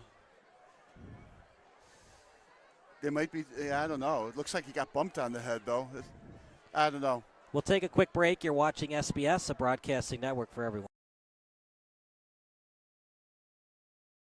At Quick Trip, we're known for our fresh and delicious food and our dedication to providing the best customer service. Did you know it takes more than 34,000 dedicated, hardworking people bringing their best every day to make that happen? Quick Trip wants to thank all our coworkers for their tireless hard work and dedication to making a difference in someone's life. Hey, join us in saying thank you to the family of coworkers known for their love of community and treating everyone like family. Are you looking for some good food after a Fenwick football game? Then head on over to O'Sullivan's Public House. Located on Madison Street in Forest Park, O'Sullivan's Public House has daily drink specials alongside a year-round beer garden. Open daily from 11 a.m. to 1 a.m. O'Sullivan's PH offers dinner until 10 p.m. Even cooler, O'Sullivan's offers a late-night menu until 11:30 p.m. on Fridays and Saturdays. On the weeknights, O'Sullivan's has a late-night menu until 11 p.m. And for the fall season, O'Sullivan's will offer 20% off food for athletes and coaches following home Fenwick games. For more information, go online to o'sullivansfp.com. So it indeed was Patrick Porcelli from St. Joseph as he'll get back to the Benet bench. Well, he's walking on his own power. That's a good sign also.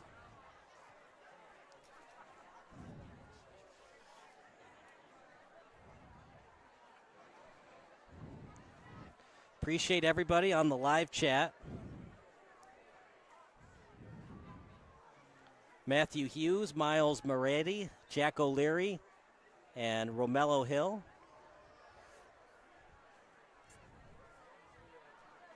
That was just a killer for Benet on defense. It looked like they got an incompletion, then a fumble, and then what could have been roughing the – actually, they called roughing the passer, but it looked like it might have been – intentional grounding. I mean, you got to rise above it, but those are two calls that did not go Bennett's way. Well, and it caused those calls helped if they were incorrect. But otherwise, they helped score a touchdown for. I think they got the second one right. The first one, I think they needed help on that. Yeah, it just didn't look like he had it for long enough to be a completion, and he didn't haul it in. That's why it was knocked out of his hands.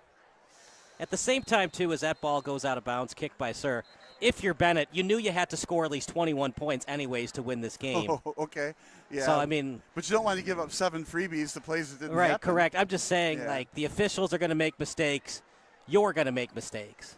You have to rise above it. Well, and that's the thing about football. If you make an error in a basketball game, volleyball, it's only 1 point, or basketball 2 points, maybe 3 point swing. In football, those kinds of errors are touchdowns, So here, if they were errors, that's a 7-point difference in the game. Well, we'll see what the final score is. Right now, it's still a low-scoring game. Bennett's done, even though that was a score there, Bennett's done a really good job bottling Fenwick up. Now the question is going to be with Clevenger, what kind of offense can they run here? There's nobody to the left. Here we go. 2 in motion for Benet, I'm thinking including run to Durbus. the left. Nope, pass. Clevenger, quick pass out to the right. That's a good gain. You like those chunk gains on first down, so it's second and a couple. Yeah, got it to Albert again. He's just doing everything today. In baseball, it's called a 5-tool player. He's kind of a 5-tool football player tonight. Passing, tackling, receiving. All he's got to do is kick and punt the ball, and he'd be the 5-tool football player. 5-tool gridiron player. 2nd and 1 at the 29, 1 in the backfield. They're going to split the wide receivers. Salvino close to the first down. I think he got it. Yeah, he got it, especially in high school, right? He fell backwards. When you get tackled yards after tackle or feet after tackle, you're 6 feet tall. You fall forward. You get a few extra yards when you get tackled that way. It was a good run. I would like to have seen a play-action pass there. Probably they were going to pick up the first down anyway on 3rd down. That was a good shot opportunity for Benet. Instead, they took the first down. Now they got a new set of downs right in the middle of the field. Clevenger, that completion percentage, still not great, though, just 50% right now. Make it under 50. Yeah, he had to release that ball, right? He was getting that was intended for Ben Albert, by the way, but he was getting creamed on the right side. There was finally a Fenwick blitz. So he had to get rid of that ball. Albert wasn't quite ready for it. So fortunately threw it to a nice safe place on the grass or the turf. 2nd and 10. I think it's going to be a design quarterback run. Hard count from Clevenger. He wanted 5 yards. And now Murphy shows blitz. Michael Murphy is a heck of a player. We had him in the pregame show last week. Got to get to the 40. Handoff up the middle, nothing doing. Salvino might have lost a yard. So now it's going to be, 3rd and about 10. So I'm thinking, Benet, that's not what they want. They don't want 3rd and long, but obviously they intended to gain more yards than 5. But it looks like Fenwick, their defense is starting to step up in the middle on these runs. Benet playing well tonight. They've committed 4 penalties for 38 yards. Cannot afford a holding call here. Yeah, I'm thinking if you're Benet, send all the receivers deep and see if Clevenger can pick it up on the ground on a quarterback draw. Clevenger will run with it himself. Well read by the Friars. Going nowhere. Sandwich on the play. And most likely a punt coming up for the Red Wings. I guess it's safe to say that quarterback draw didn't work out. You talk about a quarterback spy. That was almost a 3 quarterback spy. They did not trust in their defense with 1 quarterback spy linebacker. They had everybody cheating up for a quarterback run. Yeah, that wasn't it at all. The Fenwick players all have our broadcast in their ears. They were listening, and they knew that was going to be the play call. Send all the receivers deep, and it was going to be a quarterback draw. Well, we've already seen the flea flicker. Is it too early for the fake punt? Yes, and you're in your own zone. It's not too early. This is the wrong time for it. You got to make sure you give up this ball long way. See if you can kick it 60 yards. You've also got a good punter in Conway. Why risk it? Well, and keep it low so it'll bounce maybe. Ooh, that got deflected. Well, they kept it low, got the good bounce. I guess you'll say that was a good punt. On the stats sheet, it does. Yeah, it does. Right. You got to go to the next level stats for hang time. No hang time on that kick. Right. Well, Fenwick leads by 7, but it kind of feels like a tie score right now. Their last touchdown came because of a penalty and a fumble that might not have been a fumble. Well, it does have a tie score feel to the game. Both teams are playing very, very well. I'm sure Fenwick believes they should be playing better. I'm thinking Bennett's pretty happy with the way it's going. But the only reason it doesn't feel like a tie score is if Fenwick does score again, it's a 2-score lead. Nice completion over to Tomczak. He had a couple drops last week. This time, hanging on to the football there and gets to the 40. And we think he had a drop in the last time he went to catch the ball, too. Right. Yeah, he was the one that caught it. We didn't think he caught it and turned out into the fumble, right?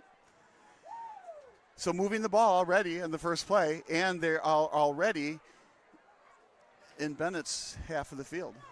Yeah, that missed kick by Conway, kind of big right now. It'd be 14-10 instead of 14-7. Fakes the handoff to Garrett. Williams in the open field gets the first down near the 25. What a great play call. Then run right up the gut for 15 yards, first down. So on the move, this game that's not a tie score, that feels like a tie score, could be 2-score lead very quickly.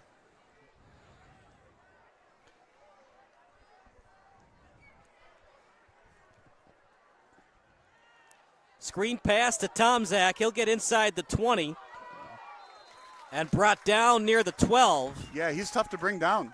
That's a great play call. Certain play calls work against anybody, and that's one of those plays. Wide receiver screen to the right, Tomczak running, he's hard to bring down. You're always going to gain some yards. The question is how many. Benet winning in terms of time of possession. Very evenly matched in terms of stats right now. 118 passing yards to 105 for Benet. Yeah, that might be a play or two, and those stats will get very shifted. They can get a first down before they have to score a touchdown. Fakes the handoff to Garrett, trying to get to the edges. Williams, flag on the play, might be against the Friars. Williams still on his feet as he gets inside the 10, but this is most likely coming back. Yeah, I'm thinking hold again. And, of course, the referees and the flags are one of the reasons that they did score and have been some of the reasons why neither team has been scoring. Whenever you stop a drive with a holding penalty, it is just so hard. That's why sacks are so important in football, right? You get a sack and you lose it down and the yardage. The football gods giveth, and then the football gods taketh away. Or replace football gods with ref. Right. This time it goes Bennett's way.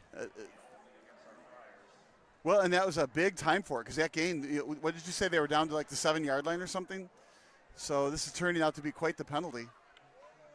Sir has a boot. If you're Fenwick, any kind of points here would be lovely. Yeah, any kind of points would give them that 2-score lead. First and 20 over the middle. Touchdown pass. Right on target to Pavillon. And almost a backbreaker against the Red Wings. Yeah, that penalty didn't matter. That was over the middle, deep, wide open. Great play call. And that's what we expected to see from Fenwick a lot earlier in this game. But 20-7, Sir can kick this over the fence, make it a 21-7 lead. Little behind Pavillon, but he caught it, did the rest. And now this should be a chip shot for Noah Sir. They're going to go for 2. Out to the left, Pavillon. Did he get in? He did. 2-point conversion. They run the fake, 22-7 Fenwick. Just saying, I think Benet deserved that, right? Get the 2 points instead of the 1 point, the 15-point lead. So now if Benet is to tie the score, they're going to have to score twice and make at least one of those conversions. Great play call here from Fenwick. I wouldn't have expected it. When you have Sir and it's an automatic point, I wouldn't think you would take the, let's say 50-50 of a fake to get the 2 points. So we'll stick with the action, 22-7. I like the idea of a fake there. I do too. The only people who didn't like the fake are the ones that have the 10-by-10 squares and had 1-7. Well, for Benet, look, you have to rise above it. The 14 points that were scored by Fenwick to make it 14-7. Couple calls that didn't go your way. That time, the calls did go your way, but you couldn't make the adjustments on defense. Yeah, well, that's just a great pitch and catch. Williams is a really good quarterback, and, when you have the tight end right over the middle like they did. No return here. That's a great strategy. If you have a kicker like this that can put it out of the end zone on the kickoff, that's what you do. You give up the ball at the 20. You're not trying to get it at the 1-yard line. You just want to give it up at the 20. They have to go 80 yards. When it can get returned, oftentimes it gets up around the 35 or the 40-yard line. Then they only got to go 60 or 65 yards for a score. So this is a huge, huge weapon that Fenwick has. Never mind the additional part of the potential long field goals. So you're down 15. You need any kind of points here. You need a long drive as you've got 6:20 on the clock. So you're looking to run at least 4 minutes of clock here, if not more. If it's 4th down, do you consider going for it instead of kicking the field goal? Well, I think they have to consider going for it 4th down almost anywhere. But if it's a long 4th in their own zone, no. But I think they want to get in the end zone any old way, regardless of the clock. Ooh. Now, nice was the ball down on the turf before the hit? Oh, clearly, yeah. The ball hit the ground, and then there was a tackle. And again, it's really tough. I don't think I would throw a flag on that either. I mean, both players going in the same direction. It was just a collision after the ball hit the ground. We saw that on Sunday Night Football, Bills-Patriots. The ball was clearly on the turf, and they threw the flag. Yeah, I think they missed one. I think that should have been unnecessary roughness on Thies. Got to rise above it if you're Benet, but those are 2 calls that have not gone the Red Wings' way. 2nd and 10 at the 20. Little delayed handoff to Salvino. The Friars were not fooled and putting Clevenger in a tough spot, 3rd and long. Oh, 3rd and very, very long, and in your own zone. So, man, I don't know. I mean, I guess you could air it out and hope for, a completion deep. If it gets intercepted, how different is that than a punt? I think what you'll see is a pass to the left side, maybe across the middle, and then hoping to pick the rest up on the ground. But, unless they get 20 yards here, 10 yards here, I think they'll have to punt. Here comes the blitz from Thies. Clevenger gets out of it, still in the pocket, over the middle, high throw, and incomplete. Yeah, the guy was open, right? Yeah, try to get it to Albert again. Albert was open. And Albert is still on the deck after that really hard hit. You put your receiver in a real vulnerable spot by throwing it over his head. But it would have been the 1st down if it was caught. Just an absolute monster hit. delivered to Albert. Yeah, and this turf is hard. So now, Albert is the second Red Wing to get hurt tonight. We'll take a quick break. You're watching the Red Wings against the Friars here at Sports Broadcast Solutions.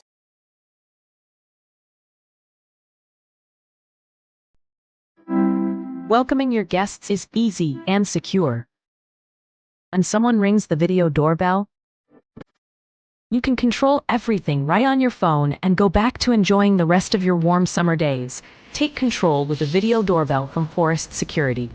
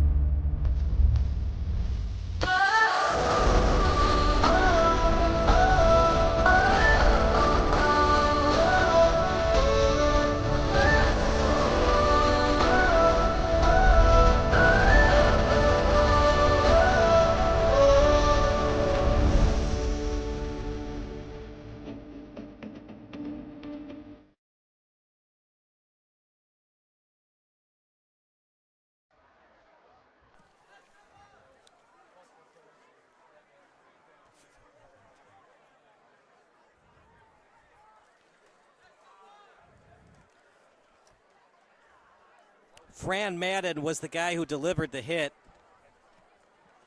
And another player hurt. Nope, it's still Ben Albert.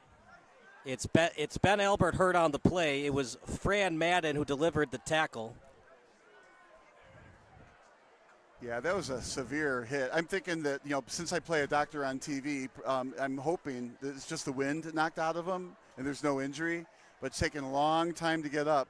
He was slammed to the turf, but that's what happens when you're in that vulnerable position in the air like that.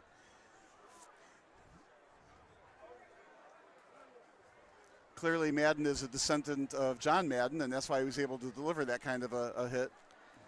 Yeah. Ball placement from the quarterback in Clevenger, not the greatest. It put his wide receiver in Albert in a dangerous spot, and easy way for Madden to deliver the crushing hit on Albert. Well, he did, and he obviously overthrew it, and that's not what he intended to do, but Madden was wide open. He could easily have caught that. So both teams were politely kneeling, saying their prayers. Looks like it paid off. He's getting up, walking under his own power back to the bench.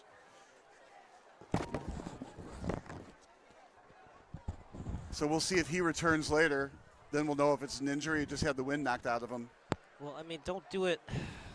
Wonder what he was asking about. Welcoming your guests is easy and secure. You got it? We got to get going. When someone rings the video doorbell, you can control everything right on your phone and go back to enjoying the rest of your warm summer days.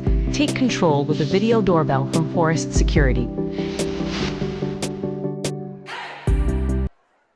So here we are in punt formation. So the question is going to be, how far will this punt go? So where will Fenwick end up with the ball? 4th and 10 at the 20. That one's going to be blocked, and Fenwick's going to recover it.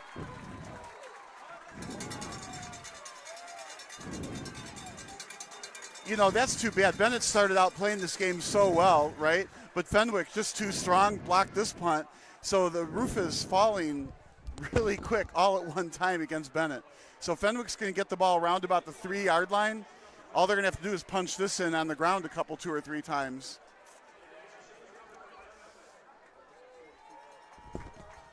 Very big turn of events. So Bennett's thinking, ouch, you have an injury, then double ouch, got their kick blocked, their punt blocked. 1st and goal at the 2. Just a major swing there, almost a 14-point swing. Oh, it's a huge swing, yeah. So run off tackle, probably run up the middle. Thies, the patience, and the score.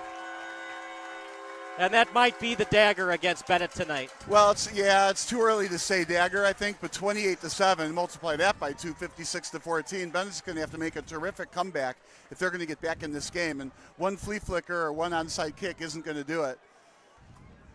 Now, it looks like they're going to go for one here. This one probably get kicked a long way.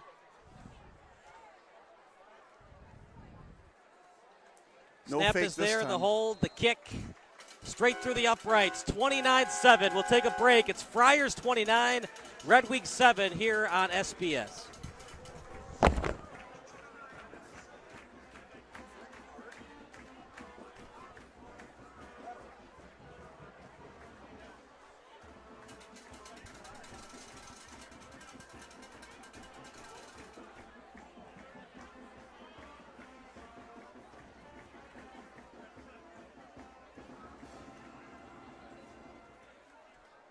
At Quick Trip, we're known for our fresh and delicious food and our dedication to providing.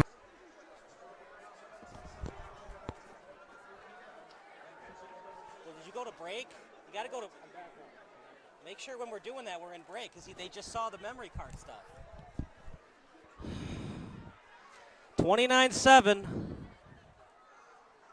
Got to be on your toes.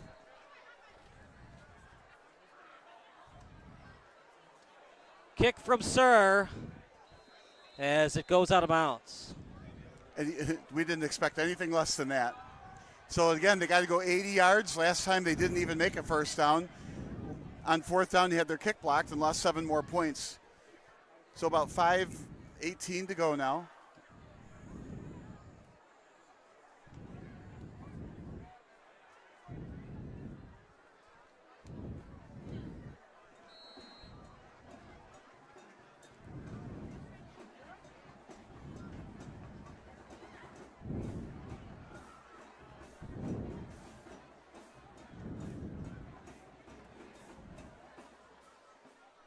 First and 10 at their own 20. Showing blitz of the Friars. Hand off to the right side. Huge hit delivered on the sideline. You know, I thought he was going to get a lot more yards than that. Went to the right, but got tackled. Almost yanked down from behind. 5-yard gain, 2nd and 5. We're not going to call that a chunk gain, but right now, Ben will take that 5 yards, 2nd and 5. Clock kind of working against them. If they're going to score here, they got to score within these last 5 minutes. At least pull it within a 2-score game. 2nd and 4 with 4:40 to go.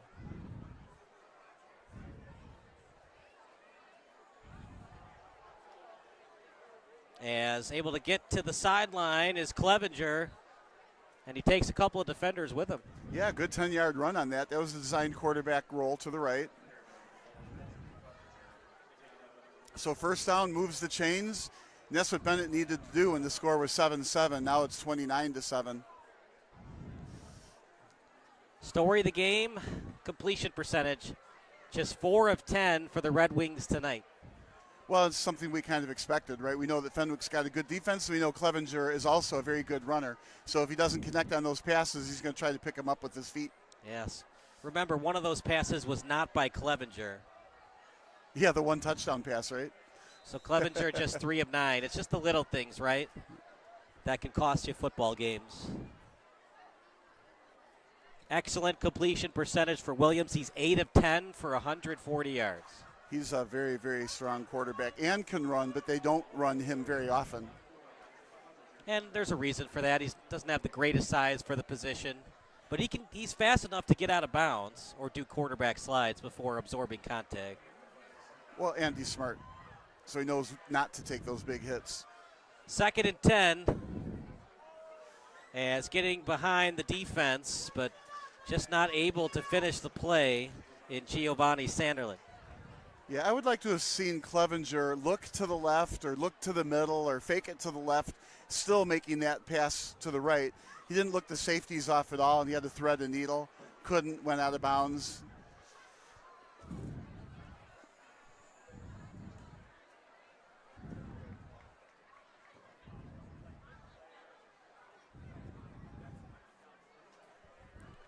3rd and 10, ball on the 36.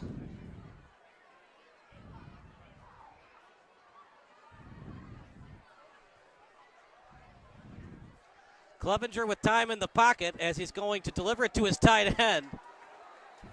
Just didn't get much yards after catch, delivering it to Lacus. Yeah, wide open, but that wasn't the play that was going to get you a first down. That happens a lot. What I like to do is run slants there so you can get yards after the catch. That was an out, so even if you catch the ball, you're not going forward. So it's 4th down. They're in a spot here. You're down 3 scores with less than 3 minutes to go here. So you can either punt and push Fenwick back and hope they don't score again, or you go for it, and if you don't make it, now you give them a short field with only 3 minutes to go. Are you surprised Fenwick didn't take a timeout here? I know they're in full control, but you'd like to go for the knockout blow with another touchdown. I can say I wasn't surprised because in my mind I wasn't thinking to do that, but now that you mention it, it probably would have been a good idea. I mean, clock stops anyways on a first down. Yeah, but they just wasted 20 seconds by not calling a timeout there. This kick didn't go anywhere. This only gained about 4 or 5 yards net, right? So, yikes. Fenwick still gets the ball on relatively a short field. They may as well have gone for it with only that 4-yard gain. I'm wondering if it was supposed to be a fake kick. It was actually Diamede who kicked that, not Conway.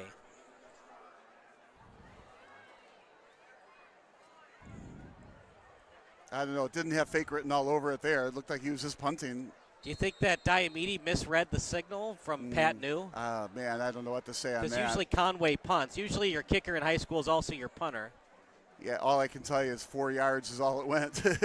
That play did not work. I feel like as a kid in your backyard, every punt you do is longer than the 4 yards. What's interesting, partner, when we look at the depth chart for Benet, Conway is only listed as a place kicker, not listed as a punter. Tomczak shifty in the open field as he gets past the 40. Fenwick looking for the knockout here to make it 32-7 or even 36-7. Well, they've got about 3 minutes to do that knockout, right? Well, 2 minutes now to do that knockout. They're going to go with no huddle, of course. I think Williams will keep it in the air. I wouldn't be surprised to see a score here.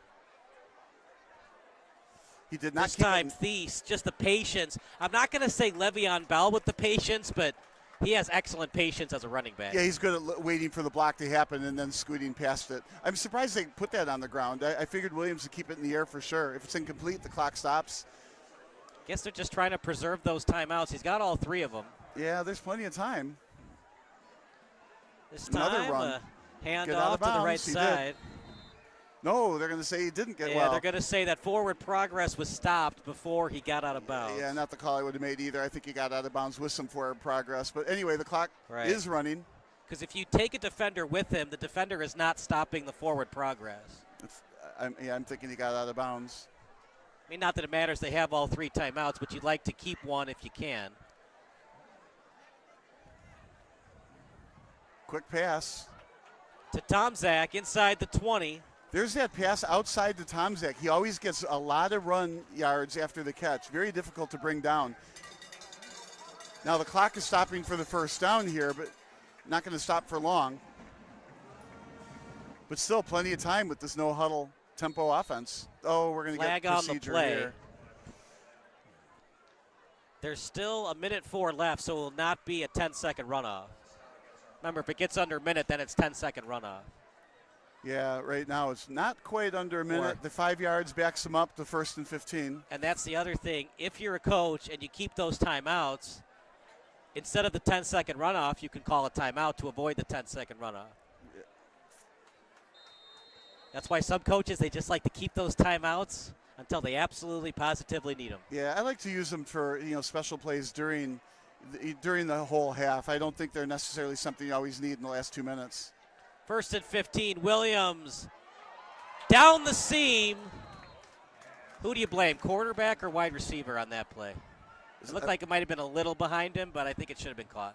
Well, I would say, yeah, absolutely it should have been caught, right? But, I mean, it was a little bit thrown behind him as well. It's kind of like both can be true, right? It's behind you and he should have caught it. It was a little behind Morgan. I think he should have had it, though. It was a Jay Cutler pass. Not great, I think but still kind of good. Williams just got compared to Jay Cutler. Which means this next play is going to throw a pick 6. Oh, no. We have a Jay Cutler hater. I mean, am I wrong? He did throw a lot of picks in his career. Nice screen pass. Yeah, absolutely. Thies with it. Thies inside the 15. Now they're probably going to use one of their timeouts. Well, he saved them. And we'll take a timeout here. It's 29-7 in favor of the Friars.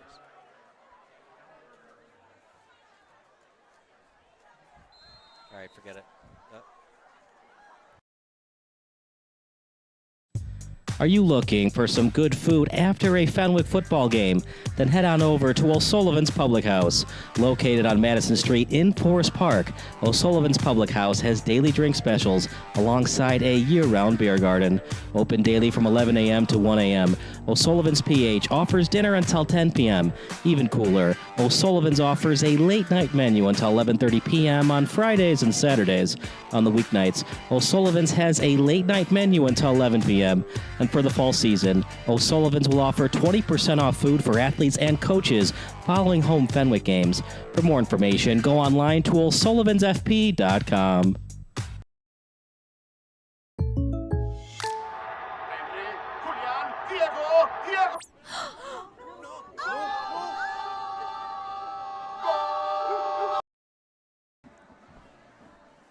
Third and 5 at the 14. Garrett in motion. And Williams will roll to the left. Behind his intended receiver and Thies. He catches it, but he's going to lose yardage. And yeah, they're working themselves into a field goal here. I don't think I would go for it on fourth down. I think I would kick the field goal, take the points. Are you surprised Pat New didn't use one of his 2 remaining timeouts to possibly get the ball back for a quick possession? No, I would not have. Again, I wasn't considering that in my head, so I get why Pat New didn't call it. I think he's going to be happy to whatever the score is, to take this to halftime and, whatever adjustments he can do. So far, except for the onside kick and the halfback pass, the flea flicker, we haven't seen, much, surprises on the football field. So he had that set up and the onside kickoff set up, but after that, there hasn't been any special trick plays. Yeah. You think that's been the problem with Benet? It's been pretty predictable offensively since that flea flicker and the onside kick? I think that could play a part, yes, but I also think the Fenwick defense is just so strong that what's really open. Clevenger, a little bit of accuracy issues, and then against a Fenwick defense, it's going to be real hard for him to get these first downs by himself on the ground. Salvino had some really good runs early in the game, and Fenwick made that adjustment. I think what they did is they moved the linebackers into the gap, so there was no just available gap, rather than they were playing deep for the passes. But that's what Fenwick does. They pursue so well, left and right, and obviously they stuff the runs up the middle. So they've changed the game. They've kind of like what was open for Benet is not open for Benet anymore.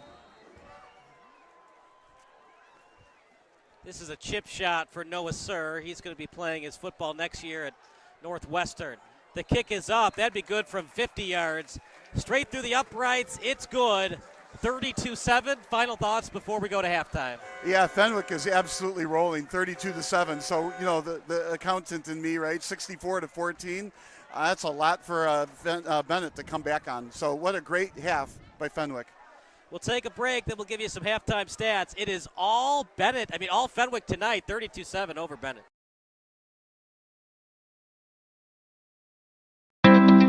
Welcoming your guests is easy and secure.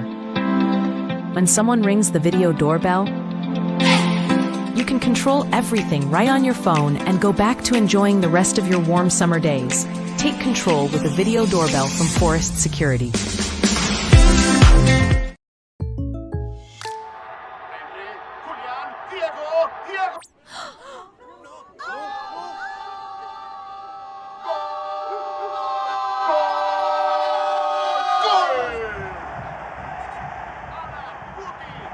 They're my neighbors. Come on in, guys. Bringing fans together. State Farm, official sponsor of Liga MX. Like a good neighbor, State Farm is there.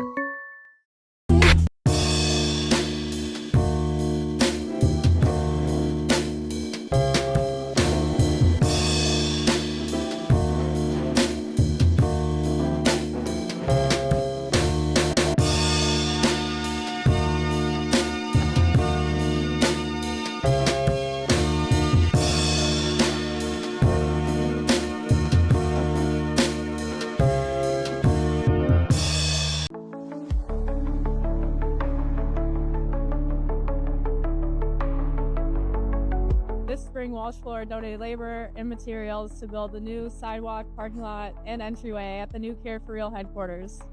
We also want to thank Ozinga for donating concrete.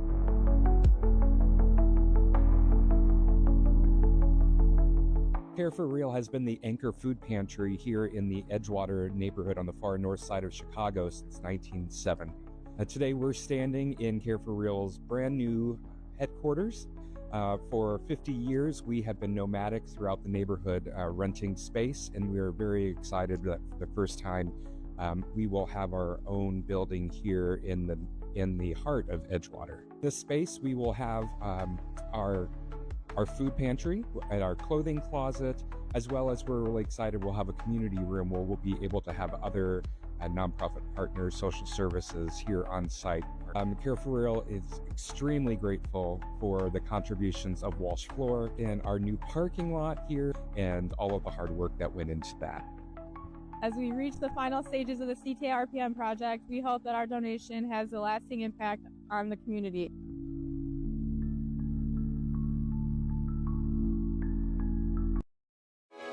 Sports Broadcast Solutions is a broadcasting network for everyone. SBS offers live telecasts on Channel 59.3, YouTube, or Twitch. We include pre- and post-game interviews with the players. You know, I started in the locker room. All the boys were getting going before the game and stuff, and we kind of found a little click at the beginning of the game, so I think that's what got us going. We also include digital live statistics, play-by-play commentary, team highlight reels, and even more than that. Go online to sportsbroadcastsolutions.com or search Sports Broadcast Solutions on YouTube. SBS, a broadcasting network for everyone.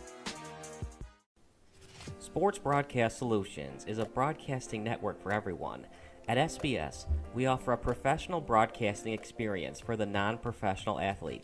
Just like the pros, we offer everything for you. Play-by-play commentary. A no-hitter at Kane County Stadium. 15 strikeouts, 1 walk, 1 error, and that's it. Color commentary, highlight reels, recruiting videos, and much, much more. Unlike our competitors, we zoom in on the action and always have a live scoreboard with a live time code. If you're ready to have your next sporting event feel like CBS Sports, then make sure to call Sports Broadcast Solutions today. Our phone number is 330-957-7653, or you can go online to sportsbroadcastsolutions.com. SBS, a broadcasting network for everyone. Missing your child's sporting event just plain stinks. But you don't have to worry about that anymore, thanks to Sports Broadcast Solutions. SBS is a live broadcasting network, as well as covering your on-demand needs, recruiting videos, highlight reels, and much, much more.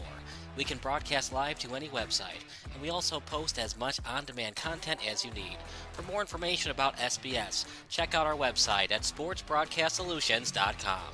Sports Broadcast Solutions, a broadcasting network for everyone. Sports Broadcast Solutions is a broadcasting network for everyone. Let SBS broadcast your sporting event. We have experience and can generate excitement and permanent digital memories for your team. Tonight. That time, finally a goal for the Stampede. We have professional videographers using high-definition modern-day cameras, color analysts, and play-by-play announcers with state-of-the-art, classy graphical scoreboards to keep you updated. Plus, we have commercials to advertise your team, club, or sponsor, and us. Plus, we do pregame and postgame interviews. Hi, everybody, and welcome to the Postgame Show brought to you by Marion Central Catholic. My name's Kyle Smith. But my name doesn't matter. These young ladies matter. It's senior night as the Hurricanes win a battle down the stretch, 48-46. Hi, I'm Carrie Kramer. I swim 50 breast, 50 free, and 100 back. Whatever your sports broadcast needs, we are at sportsbroadcastsolutions.com. Check us out and become part of the digital sporting world. Sports Broadcast Solutions is a broadcasting network for everyone. Instead of spending hundreds or thousands with all these college recruiting sites, let us put together your college highlight reel. For just a fraction of your potential college scholarship and significantly less than these recruiting services, we got this. In addition, we put together highlight reels for teams, including high school, your club team, or travel team. My teammate gave me a great pass, and I just took it. The other team slashed me, took the opportunity, saw where the goalie was weak, and I just shot it there. Solon, O'Connor, and Marsh back on defense, and Marsh gets a blowout. We got a breakaway at 2-0. A shot and a goal! So 3-3, the power play was officially over. Whatever your sports broadcast needs, check us out at sportsbroadcastsolutions.com. Check us out and become part of the digital world. Sports Broadcast Solutions is a broadcasting network for everyone. For those of you who would like to broadcast or live stream your event, or maybe make a highlight tape but would like a sponsor to fund the event, SBS has a myriad of ways to advertise your sponsor during our broadcasts. We have commercials. We have on-air reads by the announcers. Albatross Physical Therapy and Wellness specializes in pain-free. We have graphics, and we have watermarks. Finally, Sports Broadcast Solutions can create a commercial for you or your sponsor. Whatever your sports broadcast needs, we are at sportsbroadcastsolutions.com. Check us out and become part of the digital sporting world. Sports Broadcast Solutions is a broadcasting network for everyone. For those of you that just want raw footage of your sporting event, but no play-by-play or color commentary, you just need us to live stream video from the event over the internet. We will live stream your event on YouTube on our Sports Broadcast Solutions channel. In addition, we also have a dedicated channel on YouTube for live streaming at SBS Livestream. And if you need multiple channels, we can utilize Facebook Livestream and Instagram Live on our channel as well. Options include commercials from your sponsors, professional scoreboard graphics are still available, and of course, yes, pre- and post-game interviews are available as an option if you want. We've been working really hard this whole summer and stuff. Whatever your sports broadcast needs, we are at sportsbroadcastsolutions.com. Check us out and become part of the digital sporting world. Sports Broadcast Solutions is a broadcasting network for everyone. We broadcast sporting events for people of all ages, including adult leagues, high school leagues, and kids. Complete with professional-looking graphics, broadcasters, color analysis, and commercials. We do pre- and post-game interviews with the players. In addition, Sports Broadcast Solutions does highlight films, including college recruiting reels, highlight films you'd see on sports news programs, and just simply highlight films for fun. Sports Broadcast Solutions also provides raw footage and live streams if you'd like. Subscribe to us and listen to our professional talk videos about relevant topics in the pro and college ranks. Whatever your sports broadcast needs, contact us at sportsbroadcastsolutions.com and become part of the digital world. This is Sports Broadcast Solutions, a broadcasting network for everyone. Check us out at sportsbroadcastsolutions.com and become part of the digital sporting world.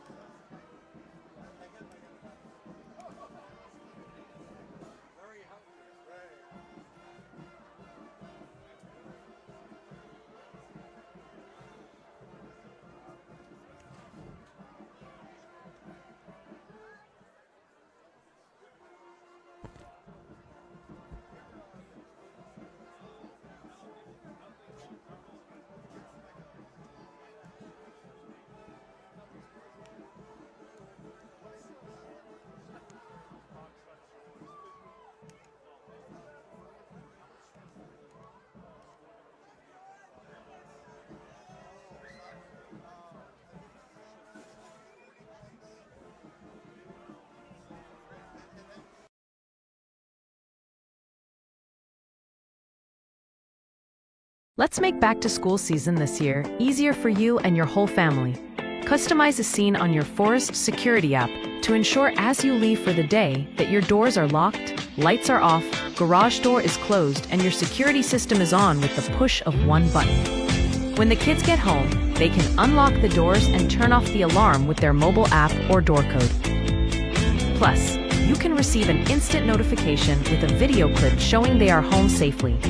Relax in the evening with a movie night routine to ensure your alarm is set, lights turned down, and room temperature is comfortable. Call Forest today.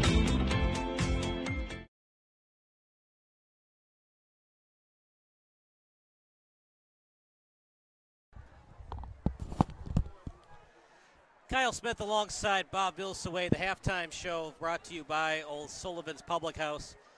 Too many punts for Benet, 4 for 70 yards, but here's the story of the game, Bob. Red zone opportunities, 5. And red zone scores for Fenwick, 5. A big goose egg for Benet. Yeah, 4 touchdowns in the field goal. One of those was a 2-point conversion also. And then, of course, just the 1 touchdown is all Benet has. And that's for the lopsided score at 32-7. So here, they've got this 40-point rule for running the clock. I'm thinking if you're Fenwick, if you can score twice and then you get a 2-pointer on one of those, you can turn this game into a running clock. But if you're the coach, is that what you want? Because you want to have somebody to practice your offense on. And I'm thinking right now, Benet, they're probably out of this game, 32-7. They're probably not coming back. I mean, I don't want to say for sure. You can never be sure. But if you're Benet, you have to take this a play at a time, first down at a time, and see if you can execute your offense against, a very strong defense. Tommy Thies, 6 carries for 36 yards. He had 2 rushing touchdowns. Now, you never want to blame the game on the officials, but it seemed like Benet was in a little bit of a groove. Then a fumble that was recovered by Fenwick. It looked like an incomplete pass. Then what we thought was what we thought was intentional grounding became roughing the passer. And it just doesn't look like the same Benet team since Fenwick scored to make it 14-7 off that fumble and then off the roughing the passer. Yeah, I'll say as a coach, I'm glad I have a shorter memory than you have, because I think what you have to do is forget those plays. Yes, they happened, but they did happen, and the score is still 32-7. Right, so after that, they weren't able to recover. Yeah, so you've got to be able to forget that happened and continue to do what you need to do to win the game. And right now, even if that was incorrect calls, take that touchdown away, it's 25-7, and they're still not executing enough to win the game. But that's what Benet has to do, though. They have to, a play at a time, move the chains, get a first down, and have something that's I call equilibrium. You are at an equilibrium when you continue to play almost, not exactly in a trance, but you continue to successfully move the chains until you score a touchdown. Then the next time you get the ball, you successfully move the chains until you get a touchdown. And then you can score, and then you play an easier team the following week, and those turn into touchdowns because you're playing an easier team the following week. But expecting a lot of scores, 25 points, unanswered points to go against Fenwick here, I think is going to be a lot to expect from Bennett's perspective. And, I adjusted it. You see the red zone TDs. Fenwick, they're 4 or 5 in the red zone. That is winning football right there. Well, and then that 5th one was a field goal apparently, right? Yeah. If you believe the running and passing yards, it's only like a 60 or 50, maybe a 70-yard advantage in Fenwick's favor. And I'm surprised that there's only a 70-yard difference between somebody who's ahead by 25 points. But time of possession was almost even too. It's only a 3-minute difference. Remember, a lot of those were bad punts from Benet. Yeah. So short fields. Yeah, they had the one punt, one of those, however many punts it was, right? The 4 yards downfield out of those 70 was one whole punt. And, if you're punting, you're only gaining 4 yards. You shouldn't be punting. You should be going for it. And remember, the opening drive, they only had to get 43 yards of total offense after Jake Thies ran it. And what a terrific run back that was. Obviously, the best play of the game was that halfback, pass, for the 80-yard touchdown to open the game, but we haven't seen anything like it since. One wonders how different would the game be, that subsequent onside kick that went out of bounds. If that had gone 1 more yard, it looks like Benet would have gotten the ball. And then, I don't know how much of the game would still be different, but that would have been an interesting possession for them to have had. Well, for Benet to come back into this one, they'd have to score 25 unanswered and not give up any more points from Fenwick's end. It would be a pretty miraculous comeback. Yeah, right, how much can Clevenger do, too? I think what you need to do is, complete passes downfield, not rely on Clevenger to run so much. Diomede would be a favorite target. Doyle would be a favorite target. Albert, who has been a favorite target, got shaken up. It'll be interesting to see if he's back. Yeah, we saw a couple of injuries in that first half. We saw Porcello as well as Albert. That obviously didn't help things for Benet. If you're just joining us, shame on you. Where were you? Yeah. Nobody's Second of just all, joining us. They've all been here since the beginning, right? It started off well for Benet. They had that flea flicker, 80 yards. It was 7-7. Couple of things went Fenwick's way, and Benet just hasn't been the same team since then. Well, it was 7-7 for a long time as well. So they were in the game early for a long time early, but now I think it's gotten past them. So I think they need to treat the game differently, gain some experience, and of course, Fenwick might be putting in more seniors now too, which that could go either way. Sometimes the seniors are actually better chomping on the bit to go play. They haven't had a whole lot of chances, so maybe if the seniors get in, they're going to want to make a name for themselves too. So they may end up scoring more because of that. And appreciate everybody watching tonight's broadcast. Matthew Hughes, Hans Wiese. That's a crazy name. It's definitely German. Benet will get the ball to start the second half. They got to score, and they got to score quickly and maybe get an onside kick after scoring. Well, that's if they want to win the game, too. But I think what they're going to have to use is the rest of this game for practice to see that their offense can work against a good team. Look at this kick from Sir. Look at the leg. Yeah, they're not going to exercise their kickoff return team against Fenwick. Why would you, right? The one thing that Benet does really well is kick returns and punt returns by Doyle. Getting that out of the possibilities for Benet. Right, and that's a great weapon that Fenwick has. Like I said earlier, you kick it. You don't kick it away from Doyle. You just kick it over his head. Long way to go to score. To win this game, Benet was going to have to control the time of possession. They kind of did that in the first half, but really it was in garbage time. Fenwick would score quickly, and then Benet would try to answer, and they couldn't. First and 10 at their own 20. Do they do it? Do they do another flea flicker? Yeah, no, I don't think they're going to go to the trick play. I think they're going to try to make sure that their offense can exercise against other teams. You know what that flea flicker reminded me? So when the Bears got dominated in the last ever game at Old Soldier Field, 33-19 was the final score, Eagles against the Bears. The Bears ran a reverse play to take the lead against the Eagles with like their third string running back. I have to say that's not one I remember, but just thinking about this game here, remember Salvino had all those runs right up the middle, Yeah. 10 yards, 10 yards, 10 yards when they were getting running up the clock. Possession time. Well, here he got stopped right away, almost at the line of scrimmage. Only a 2 or a 3 yard gain on that. So that pass was complete over the middle. It's still a couple 2 or 3 yards short. So it's third down, and I think what we're seeing is what we expected to see. Benet is just exercising their offense, trying to move the clock. Here they gave him the first down on that. That surprises me a little bit. So it was a generous spot.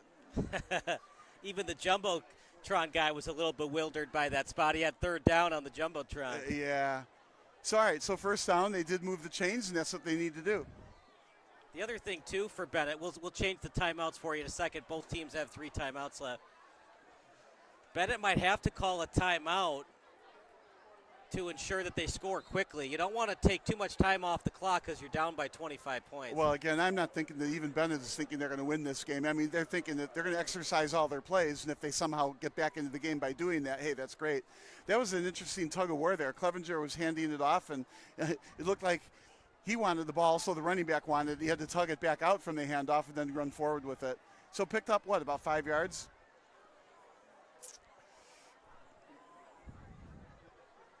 And I brought up that reverse against the Eagles because... The Bears reverse? Yeah. As Salvino gets to the edge and then clobbered on the play by Thies. I bring it up because the Bears were getting overmatched by Donovan McNabb and the Eagles. So Dick Duran decided to use a trick play to get the lead back and try to put the pressure back on McNabb, who was a young quarterback at the time. All I'm thinking back is, who was the coach of the Eagles? was Andy Reid. That's right. And look at where he's at now with Kansas City. He didn't what a win great in Philly, coach. though. He kept losing in the NFC Championship game. Well, I think he was winning. He just didn't win a Super Bowl then, right? Well, he didn't even go. He only went to one Super Bowl with Philly. Yeah, he was a great coach then. Now he's even better now. Kept losing in the NFC Championship game when he coached the Eagles. Clevenger with time in the pocket. Now he'll roll to his left on the run. Tough throw. No flag thrown. Looked like it was clean contact from Morgan. Yeah, I would like to have seen that pass go for what they needed, a first down rather than, downfield and incomplete. He only needed 5 yards. Yeah. Now it's 4th and 5. I think what they're thinking is they need quick chunk plays to get back in this game. I mean, it could be they're thinking that, but I think that would be a lot to ask for Benet to get chunk plays and get back in this game that way. So far, they bring in the special teams unit, Diomede in to punt.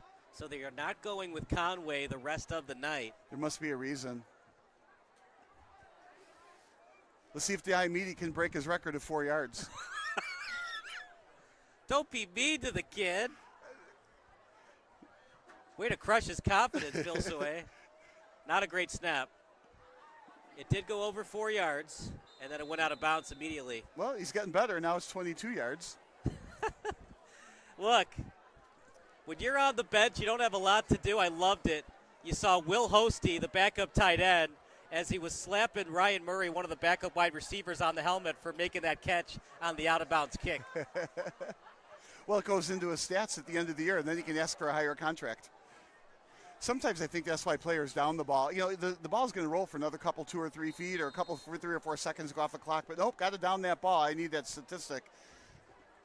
Williams was fantastic in that first half, 12 of 15 for 165 yards. He is fantastic, and he's also got speed. He can elude tacklers. He can gain yardage.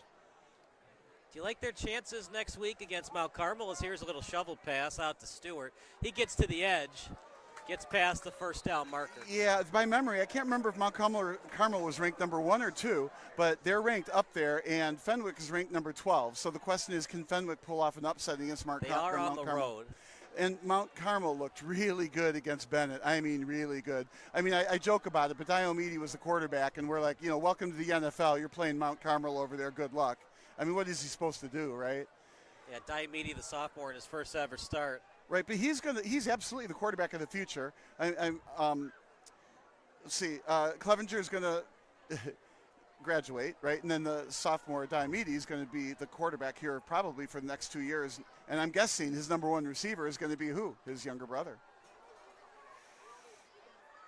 Williams still on his feet, a couple yards short of the first down marker. Kind of like the Thief brothers are just fantastic on Fenwick, right? And then the Diomede brothers are going to be fantastic on Benet. And I think you said thief instead of thief.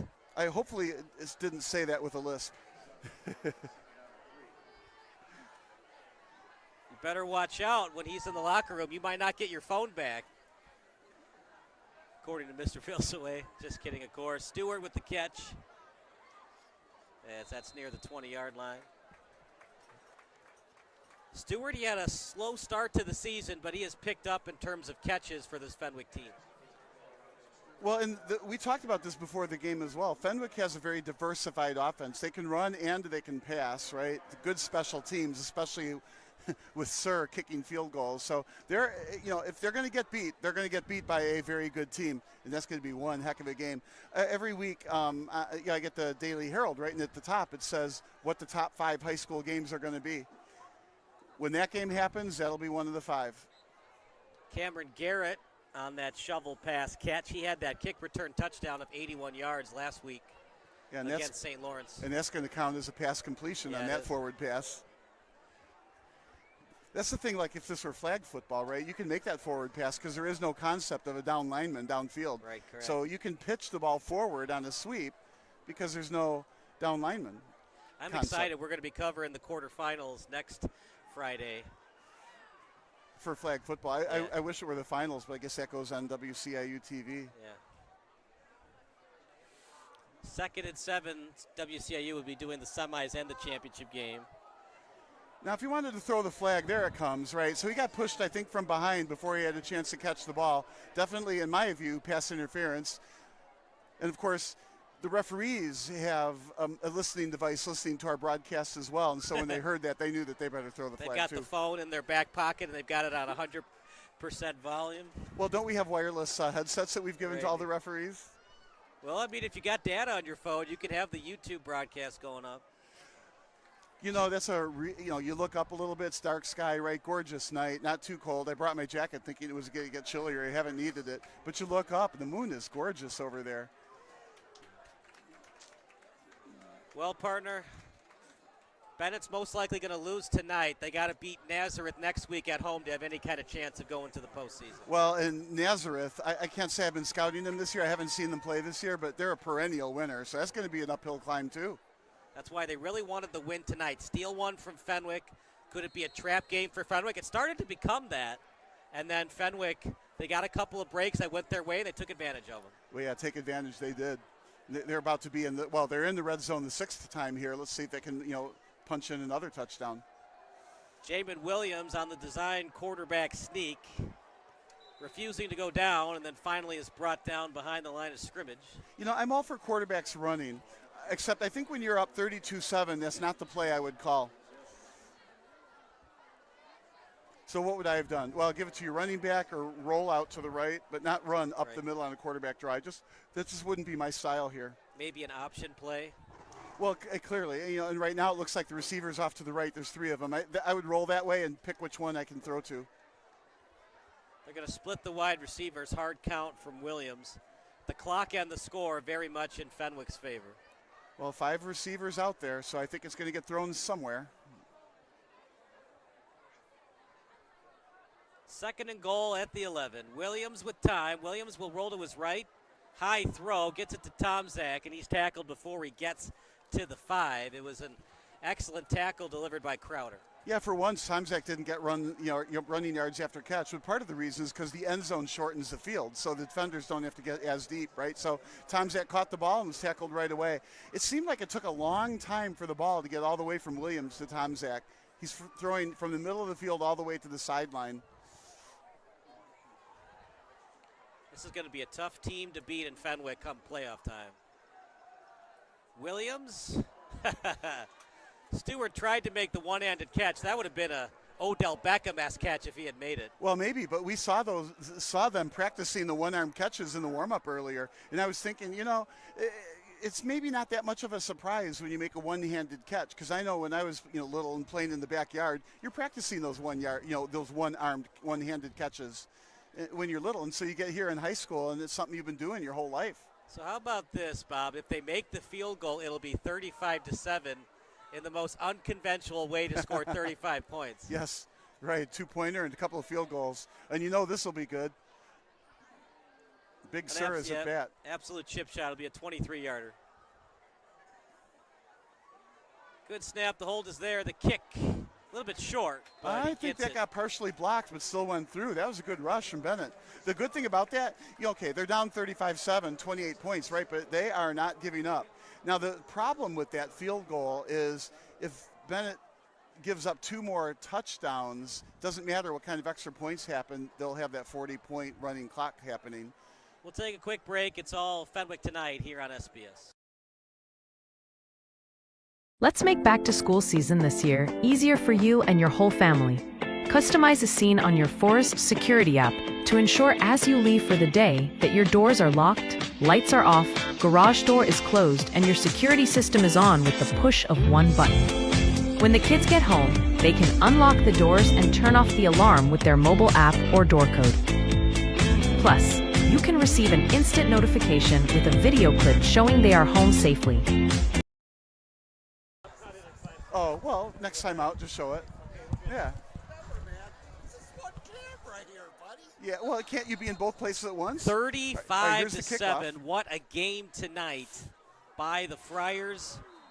16 of 20 passing for Williams for 193 yards. I think they need to move that kickoff back 10 yards just when Sur kicks it. Like, how we have handicaps in bowling and golf? That'll be his handicap. A handicap for the field goal kicker, right? Yeah, you're kicking it out of the end zone too much. Got to back up. Well, they've kind of solved that in the NFL, right? They've got that where the kicks go to the 1 yard line, and almost every kick goes to the 1 yard line. 80% completion percentage for Williams tonight. Yeah, what a quarterback.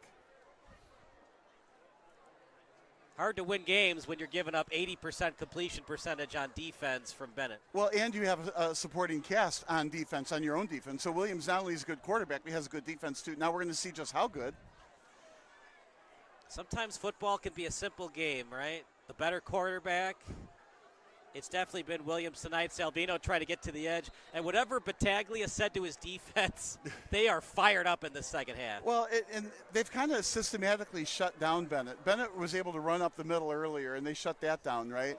Then Benet, the halfback option they didn't stop. But now Benet can't run up the middle or run wide. Salvino's just got nowhere to go. And this is what happens with Fenwick. With that stout front line of those three players, the linebackers behind are able to pursue either in the gaps up the middle or to either side.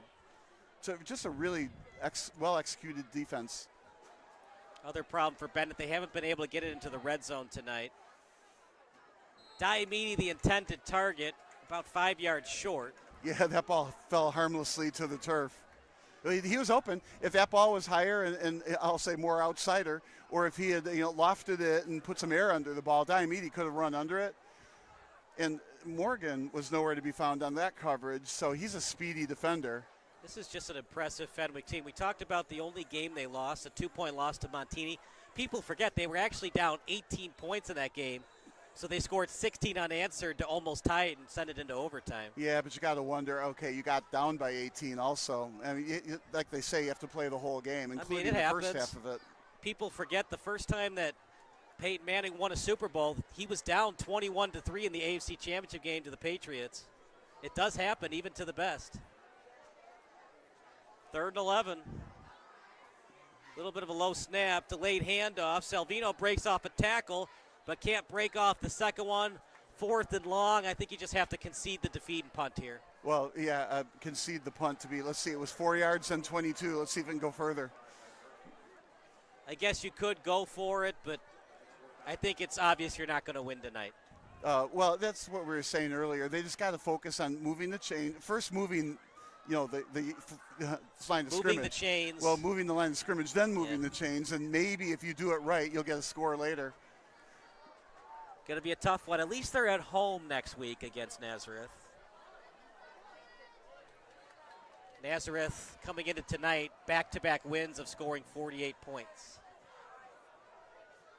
Yeah, Nazareth will not be an easy win. I mean, it just won't be. Nazareth is really good. You can get in with a 4-5 record. Nazareth did that a couple years ago, and they ended up winning the state title.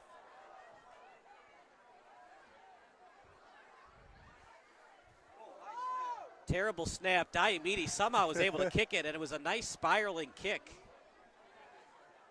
That was an athletic maneuver. I mean, that snap was way over his head. Did a great job using his receiver skills to catch the ball. Spun around using his running skills, right? And then punted it 22 yards using his punting skills. Yeah, we haven't seen Porcello and Albert a lot since they suffered those injuries. Well, in a game like this, too, even if they're okay, it's probably wise not to put them back in. See if you they need them next week. Yeah, see if they put Williams back in. He is still in there. He is still in. 3 receivers to the right, so he's going to try and continue his 80%. 80%? You're definitely an Illinoisan. I shop at the Jewels.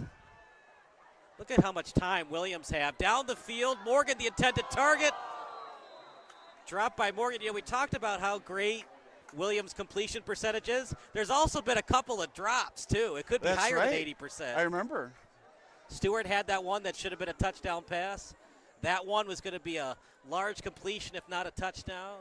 Yeah, that was Giovanni Sanderlin breaking that up. It looks like Sanderlin was trying to intercept it and then misjudged it a little bit, but his fingertips hit it and then obviously changed the trajectory of the ball, and Morgan didn't catch it. Yeah, it was in Morgan's breadbasket, but you're right, Bob. I think Sanderlin did get a piece of it. Screen pass to Stewart. They've done it a lot tonight. We talked about it earlier on that pass to the side. It was the eyeballs went to the left to fake the safety out, right, and then threw it back to the right. So it creates a little bit more of a larger window to pass it into. Williams took the time to make that fake. 3rd and 5 at the 40. Wouldn't that be something if they beat Benet again 42-7, just like they did last year? Well, what was my prediction? 42-14. 42-14. I said 35-14. Yeah, I don't know if they're going to get that 7 points to make it 14. So I need a pick 6 here to get my prediction correct. And then victory formation the rest of the night for Fenwick. Well, we've seen that at the under levels. You know, when somebody's so far ahead at the younger levels, rather than, you know, continue to extend the lead, just victory formation it out and call it a day. Remember that game during the Belichick era? He beat the Titans like 61-0. Okay. And the Titans coach, I forget who it was, he was mad and he said that Belichick should have run victory formation instead of handing the ball off. And Belichick was like, you couldn't stop me.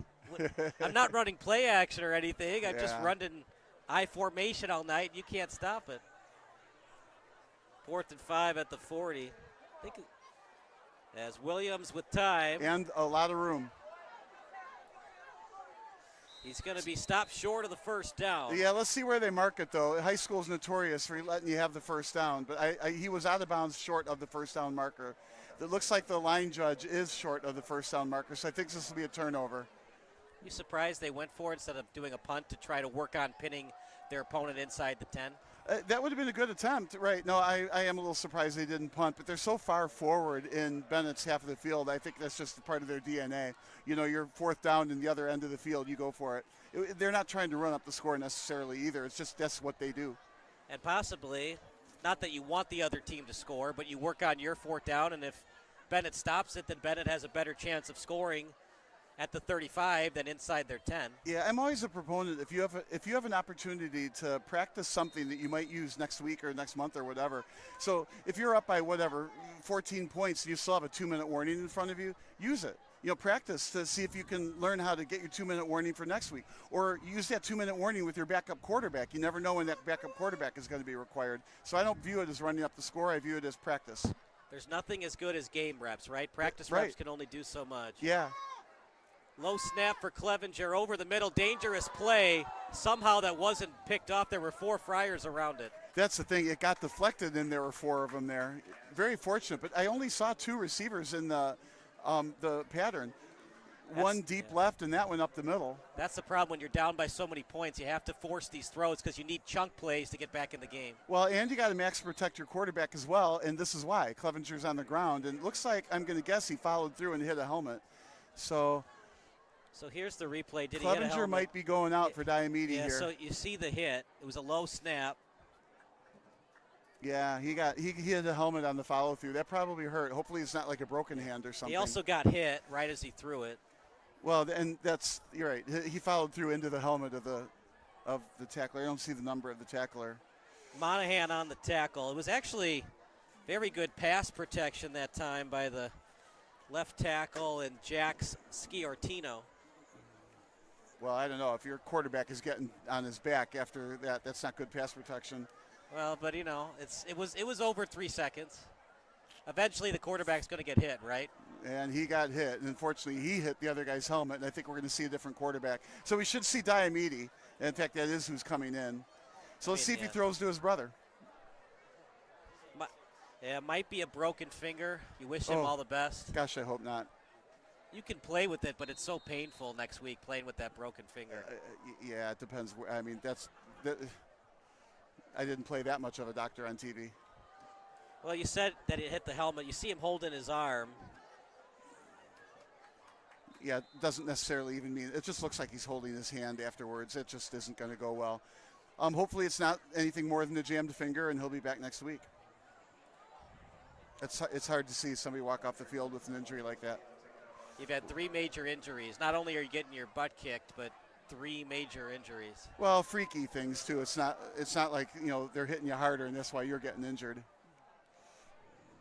It's one thing to lose badly, but also when you lose 3 of your key players, including your quarterback. Yeah, you need to stay healthy. You know, partner, as we get closer to the end of this game with 1:27 to go in the third quarter, the trade deadline's coming up. Do you think the Ravens are going to be in full sell mode and they're going to get rid of some of their key players, including Roquan Smith, to shed some of that salary? My opinion would be no. I think they won't shed anybody like that. Okay. That's just what I think. A lot of salary they have on the books for next season. Yeah. Lamar Jackson still pretty young, but You never know with running quarterbacks. They take one too many hits like RG3 did, and then he just was never the same after that. Yeah, you're a big Jackson fan, that's for sure. 4th and 5, and Bennett's basically just going to give a look at this punt. Got a hold of that one. It's a different punter?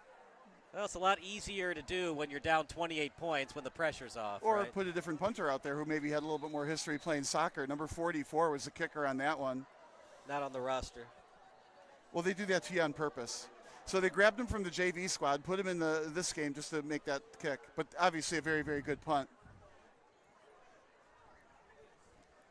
So we don't know who number 44 is, but that was a great kick. You had one job, Pat New, to give us the right depth chart, and you blew it. Call to the bullpen. Yeah, right. Get the righty up. By the way, who do you like tonight, Mariners or Tigers? Game 5, elimination game. Yeah, I'm going to say I'm the wrong guy to ask, but I'm going to bet that the Tigers are going to win it.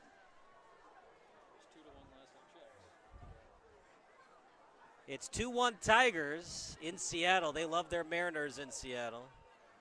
They have not won a playoff series since a couple years ago, and they have not been to the ALCS since 2001. Big game tonight in Seattle. Right. This should be the last play of the third quarter. Very surprised that Williams is still out there. Well, yeah. But sometimes, again, you're better off exercising the team with your starters because you do want to win next week. You have a chance to go far in the playoffs, really far in the playoffs. So putting in a backup at this point in time doesn't help them.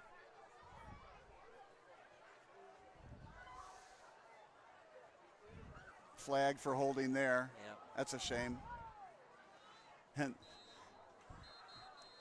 they closed in on Williams on that play. So, if you're the coach, you're thinking I might have let Williams play one play too many.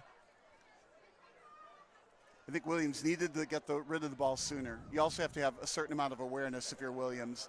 Don't get tackled. But that's coming back on a holding penalty.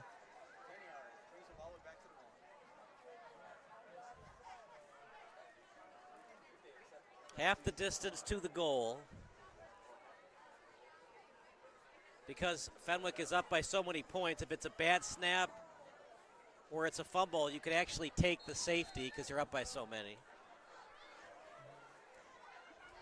Yeah, and it's late in the game. I mean, obviously they're trying to win the game and make sure that happens, but you feel like 2 scores, the clock would run pretty quick. So Benet declined the penalty. I'm a little bit surprised by that, but because they were at the 11, it would only have been half the distance of the goal. And the down is worth it. 1 down to get a first down, it's over. The long pass. Underthrown, Stewart goes back for it. And when you're up by 28, you can make play calls like that. Another good defensive stop by Giovanni Sanderline. Sanderlin. He made a good stop on that. Now they just need 20 more stops and they'll win the game. Or a couple more interceptions or something. Well, a couple interceptions, not a couple more interceptions. You remember when Matt Schaub was playing quarterback for the Texans? Okay. He went through a streak where he had 6 consecutive games of throwing a pick 6. So a local restaurant in Houston, they renamed one of their specials the pick 6 sandwich. How brutal is that? That's definitely on the brutal side. He was a good player, though, for many years with the Texans. Playing the quarterback position is tough, though. One day you can just lose it. Oh, that's a booming kick. That's why he's going to be a Wildcat next year. Doyle fumbled it. He goes after it. Who got it? I'm not sure he got it back, did he? He did. Nearest ref said yes. Yeah. Went against the law of probability there. There were 2 Friars around it. Doyle somehow got it back. Yeah, that was a booming kick. Wow. And somehow the quarter still has not ended. We got 6 seconds left. So you're saying Northwestern's going to get a kicker and a punter? You know how they're going to win next year?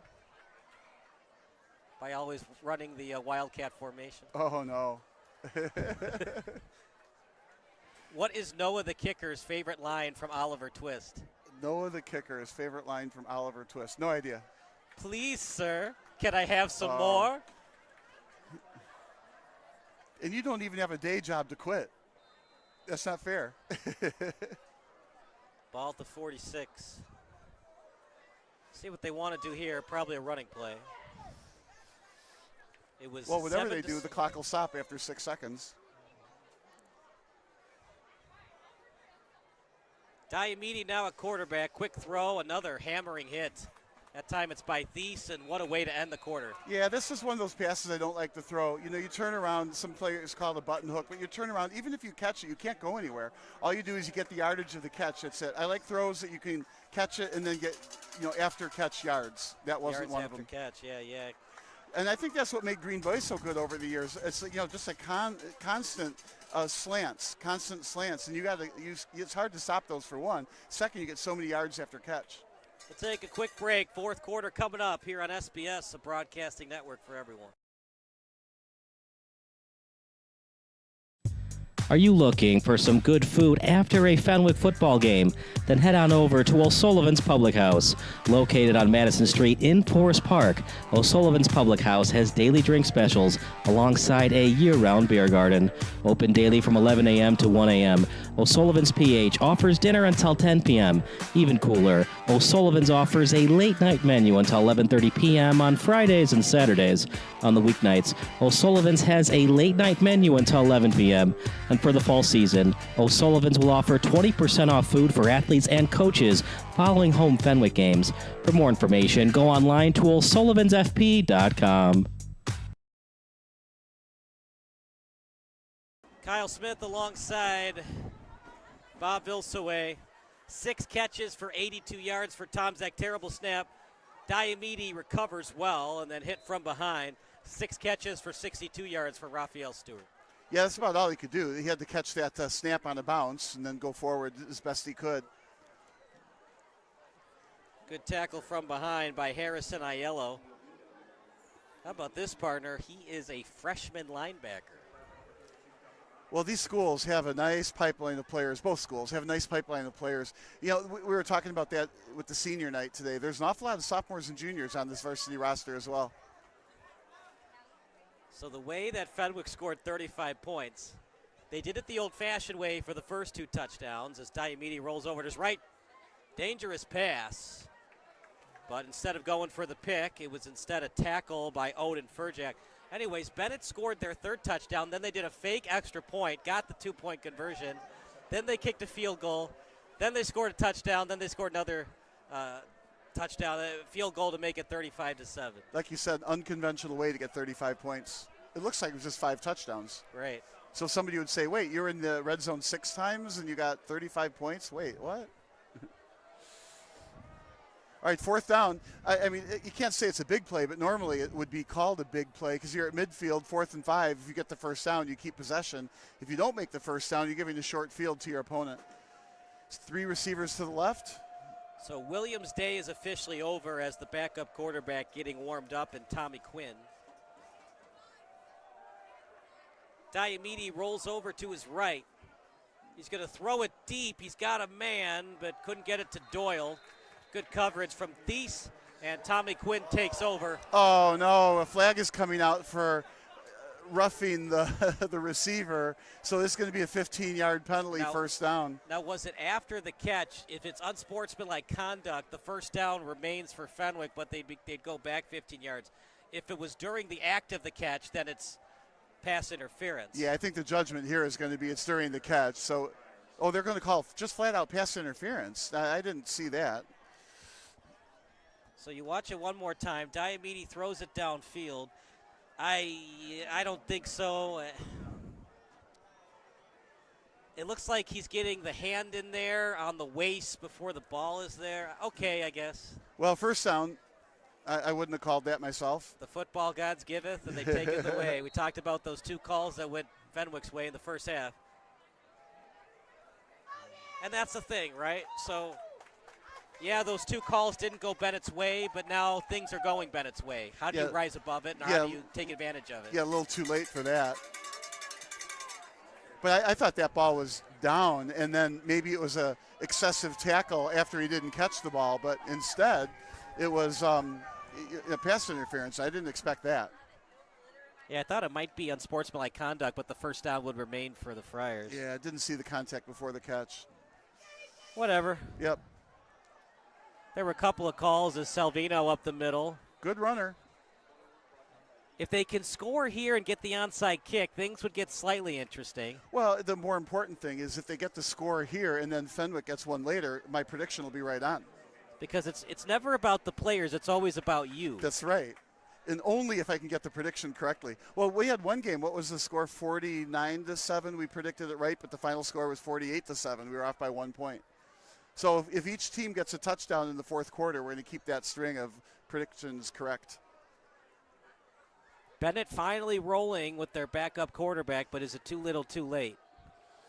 This time Salvino again, kind of surprised they're running the football there, but they decide to run it. Well, yeah, I like, again, that they're exercising their offense. I don't think they've got, the visions of grandeur that they could tie the game up, but they do have to practice their offense because they've got the season to finish out. And they do want to make the playoffs, and they are a good team. Although, what were they ranked? 3,900 and something in the U.S.? I feel like that's way underrated. If they're ranked that quote-unquote low, how many high schools are there in the state of Illinois? No, that was nationally. Oh, nationally, yeah. Okay. I was like 3,000 high schools in Illinois. 181 in the U.S. is what they're ranked. But then they're playing number 12, Fenwick, who, like you said, is going to play Mount Carmel. I forget what they were ranked, 1 or 2 in the state.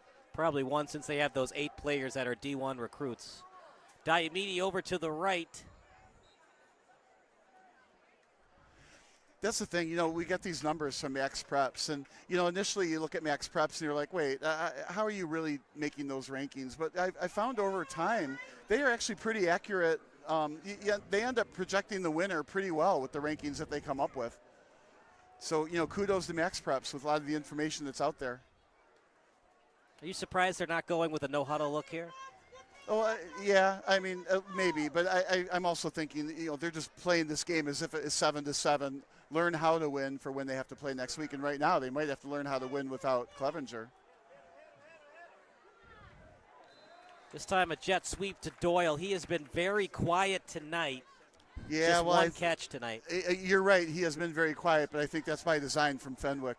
They're like, Bennett's A, not going to beat us, and B, we're going to make sure we shut down Doyle. We're going to make somebody else beat us. And Clevenger, as good as he was, it didn't get a whole lot of yards on the ground. And then it wasn't even Clevenger that threw the touchdown pass.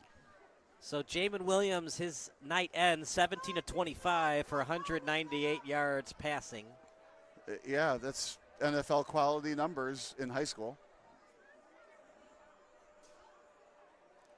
4th and 8 at the 14. They do not have to score a touchdown here. Diomede, pressure comes. Gets out of it. Thies on the pressure. High throw. No one's going to catch that. So he avoided the tackle, but he had to rush the play because of it. He avoided the tackle. He had to throw it. And, of course, he doesn't know how many footsteps are behind him before he releases the ball. It was good defense. Fenwick gets the ball back unscathed. So it looks like our 14-point predictions aren't going to come true. It looked like it might have been a missed blocking assignment from Salvino as Thies was able to get instant penetration. Regardless, I mean, that's kind of been the definition of tonight for Benet. Well, and he threw that, out of bounds. Nobody could catch it. It was on 4th down, so throw it inbounds on 4th down.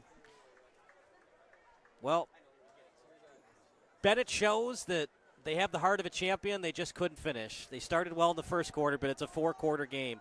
Williams is still in there, by the way.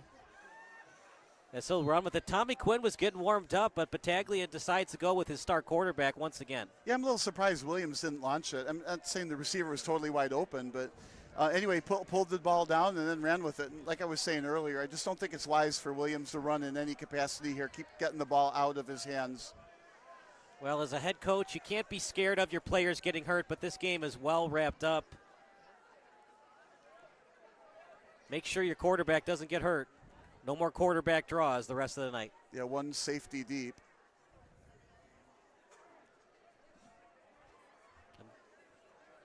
I'm borderline shocked that Quinn's not in the game as he's still getting warmed up on the sideline.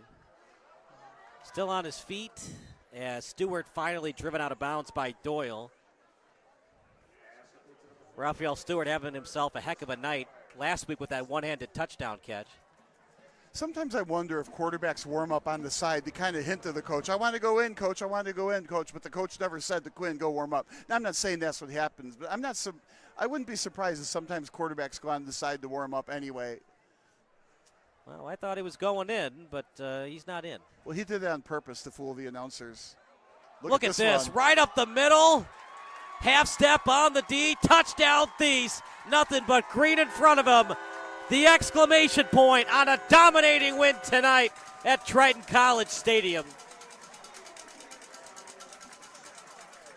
An absolute beatdown by the Friars against one of their rivals in the Red Wings. Yeah, I don't know, 80-yard run. What a great run. Boy, did he flash some speed on that. Broke up the middle. Nobody could stop him. So the ball was spotted at the 32. It's a 68-yard run.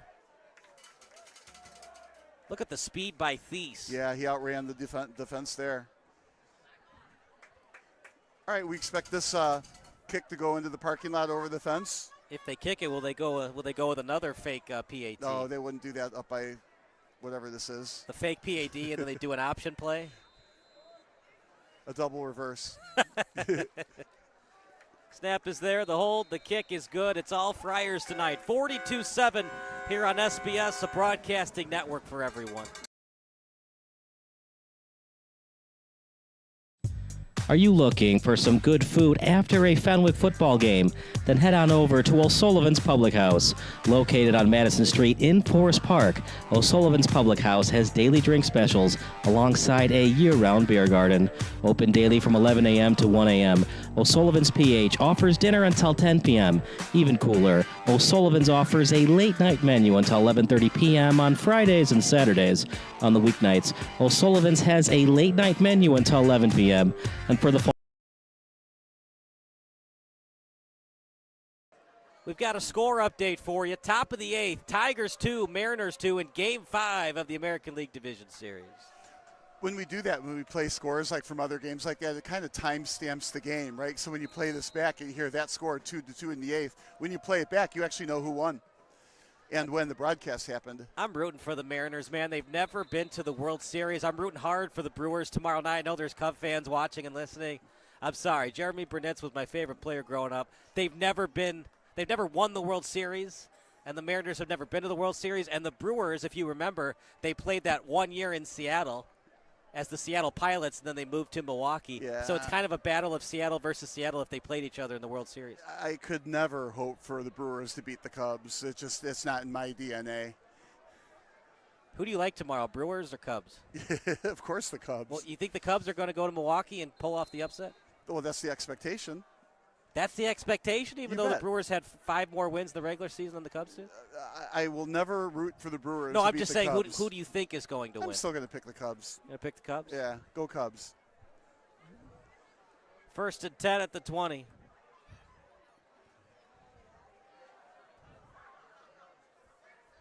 What are the odds?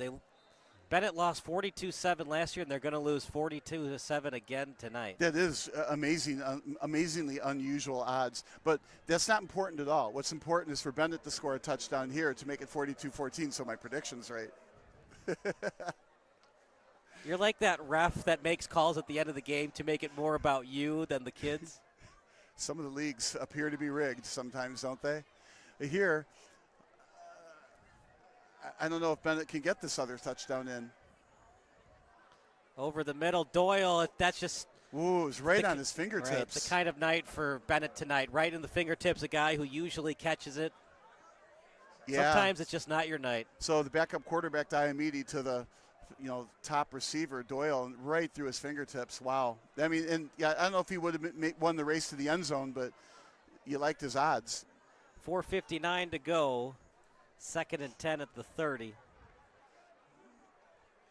How about that? 35 unanswered points for Fenwick. This is very impressive.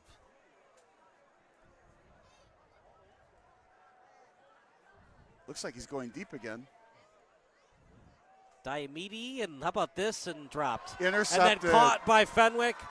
That is not on the quarterback. That was right in the hands of the receiver. It's going to be listed as an interception on the box score, but that's one the wide receiver would love to have back. Yeah, and I'm pretty sure that wide receiver was Diomede, his brother, number 8. Yep.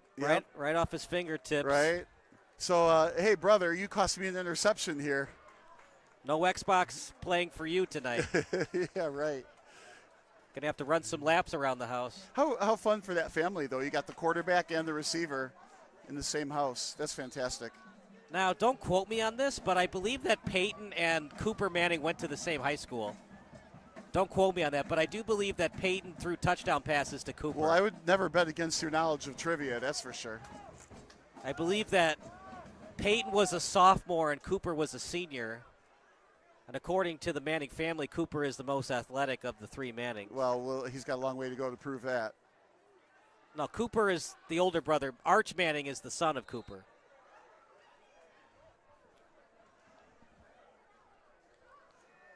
Are you surprised how much Arch Manning has struggled this year for Texas? Yeah, actually. I thought he would, frankly, do better. That kind of explains why Ewers was the quarterback last year, right? Right.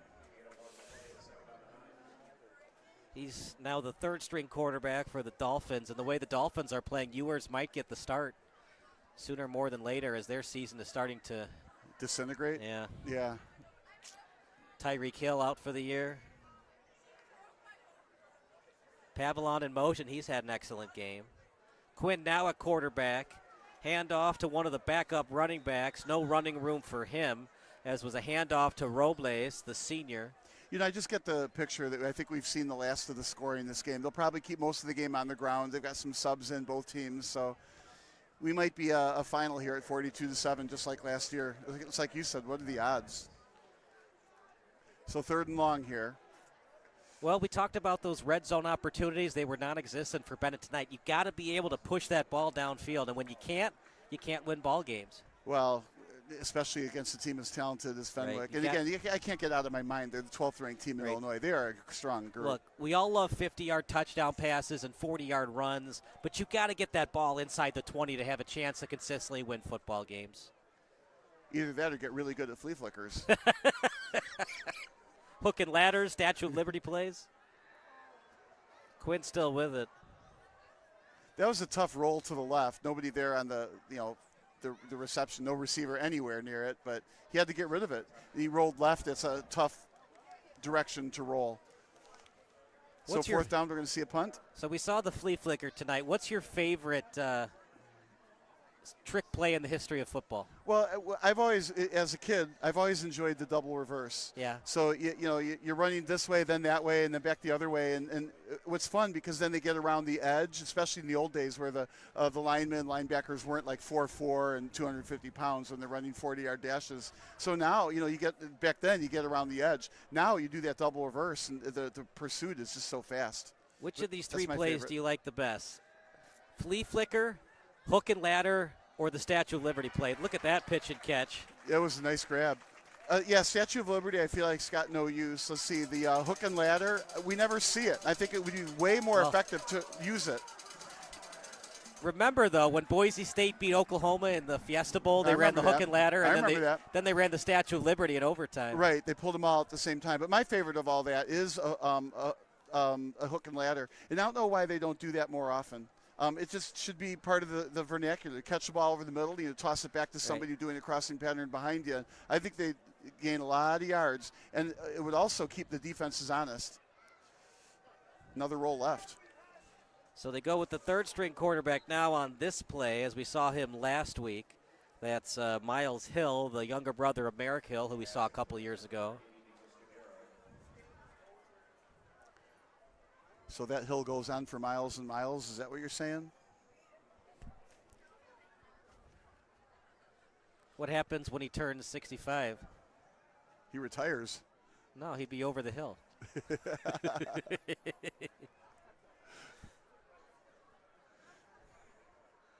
Second and 10 at the 31. Can they score again? Going to the end zone. Tight window. Nope. Very well covered. Yep, try to get it to Scudiero. So between the defender and the sideline, there's nowhere to catch that ball. Bob, who are your 3 stars of the game brought to you by Forest Security? Oh, who would I pick? Well, clearly Williams. Okay. Raphael Stewart? I don't think I'd go there. You know who I really liked on defense was Morgan. So Josh Morgan, number 2. Who was your 3rd star? Yeah, you have to go with the running back. Jake or Tommy Thies?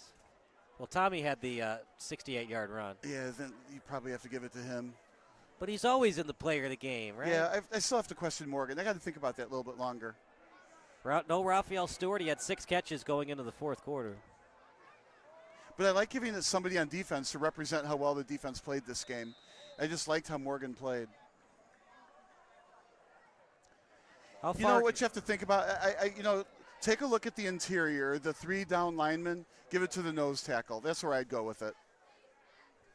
Yeah, he made adjustments at halftime, and Salvino could not go up a gap like he was able to in the first half. Right, and I absolutely think the defense should be represented in those 3 stars. It's all too easy to give it to the skill positions, but without that defense from Fenwick, I mean, that's what really makes this engine go. It was 7-7 until it wasn't. 25 unanswered points for Fenwick in the second quarter.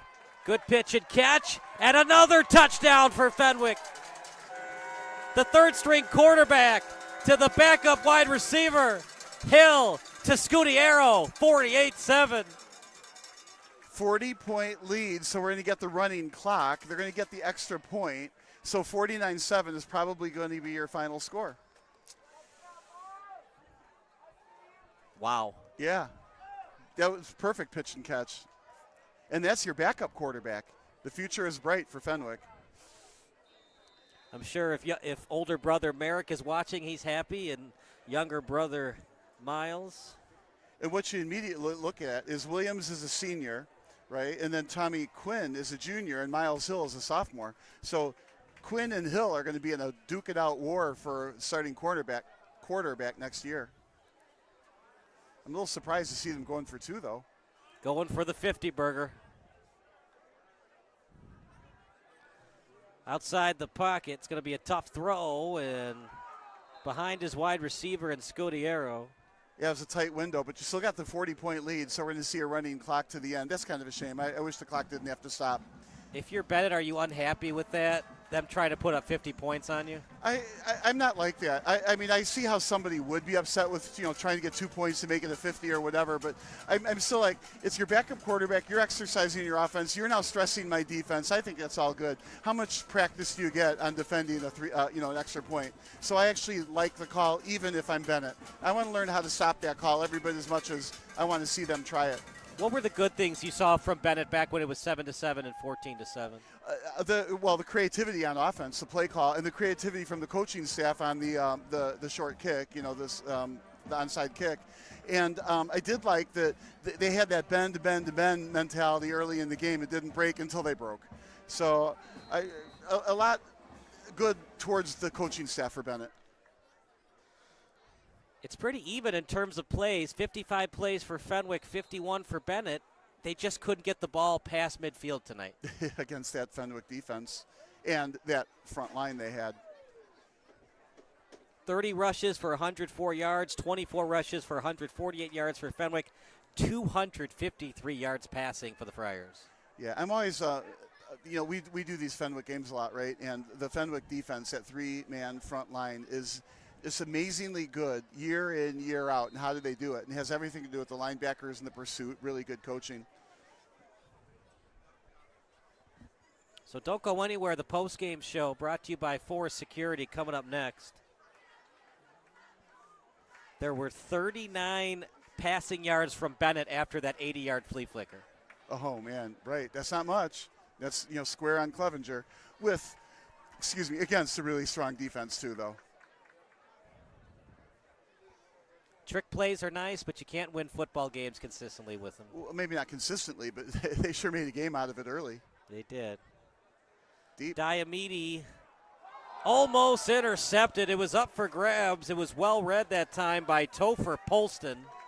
Good defensive play, but I feel like that ball needed to be thrown further. He had to get the ball behind the safety, not even with the safety. Safety Colston came across the field and made the play. If he had to go deeper to make the play, it was over him. So a little bit more patience. He had to get the feet correct to go down the sideline deeper. So who do you think we'll have for our post-game interview? Josh Morgan? Well, I like the choice, frankly, but I have to think about that. We've seen Tommy Thies before. Jake Thies, we've seen. Yeah. We've seen Jamin Williams. I think Morgan would be a great choice. Okay. We'll also check the defensive stats too, but. Not to go crazy, but Raphael Stewart really was good today. We had too. him last week, though. Oh. Yeah, see, I wasn't here last week. Shouldn't have had that one-handed catch last week. You blew it. The ones that they practice in the backyard before they get on these football teams.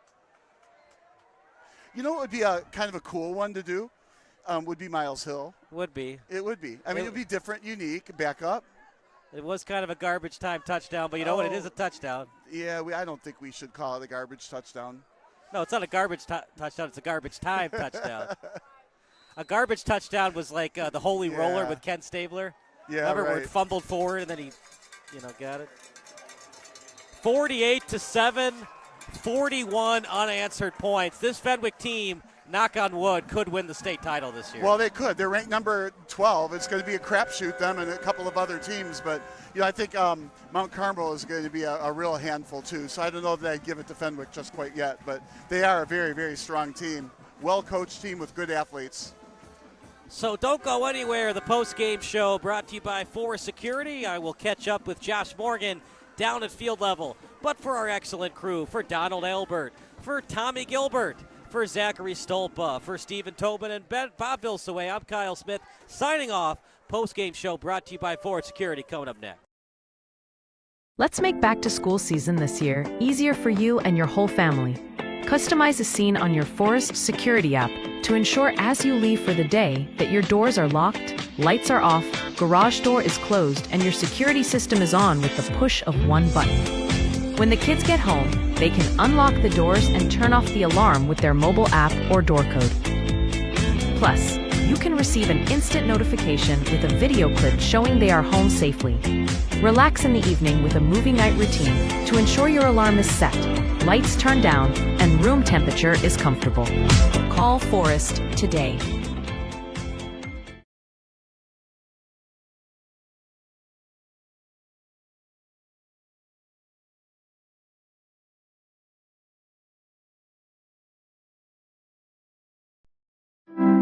Welcoming your guests is easy and secure. When someone rings the video doorbell, you can control everything right on your phone and go back to enjoying the rest of your warm summer days. Take control with the video doorbell from Forest Security.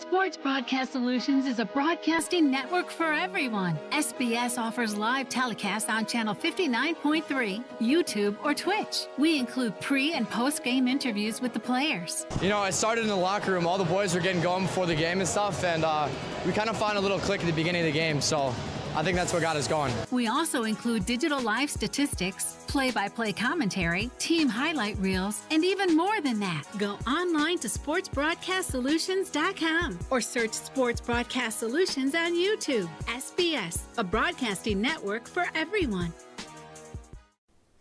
Sports Broadcast Solutions is a broadcasting network for everyone.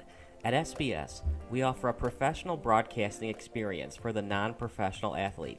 Just like the pros, we offer everything for you. Play-by-play commentary. A no-hitter at Kane County Stadium. 15 strikeouts, 1 walk, 1 error, and that's it. Color commentary, highlight reels, recruiting videos, and much, much more. Unlike our competitors, we zoom in on the action and always have a live scoreboard with a live time code.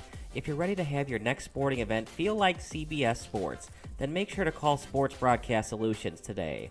Our phone number is 330-957-7653, or you can go online to sportsbroadcastsolutions.com.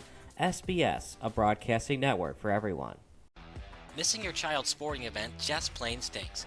But you don't have to worry about that anymore, thanks to Sports Broadcast Solutions. SBS is a live broadcasting network, as well as covering your on-demand needs, recruiting videos, highlight reels, and much, much more.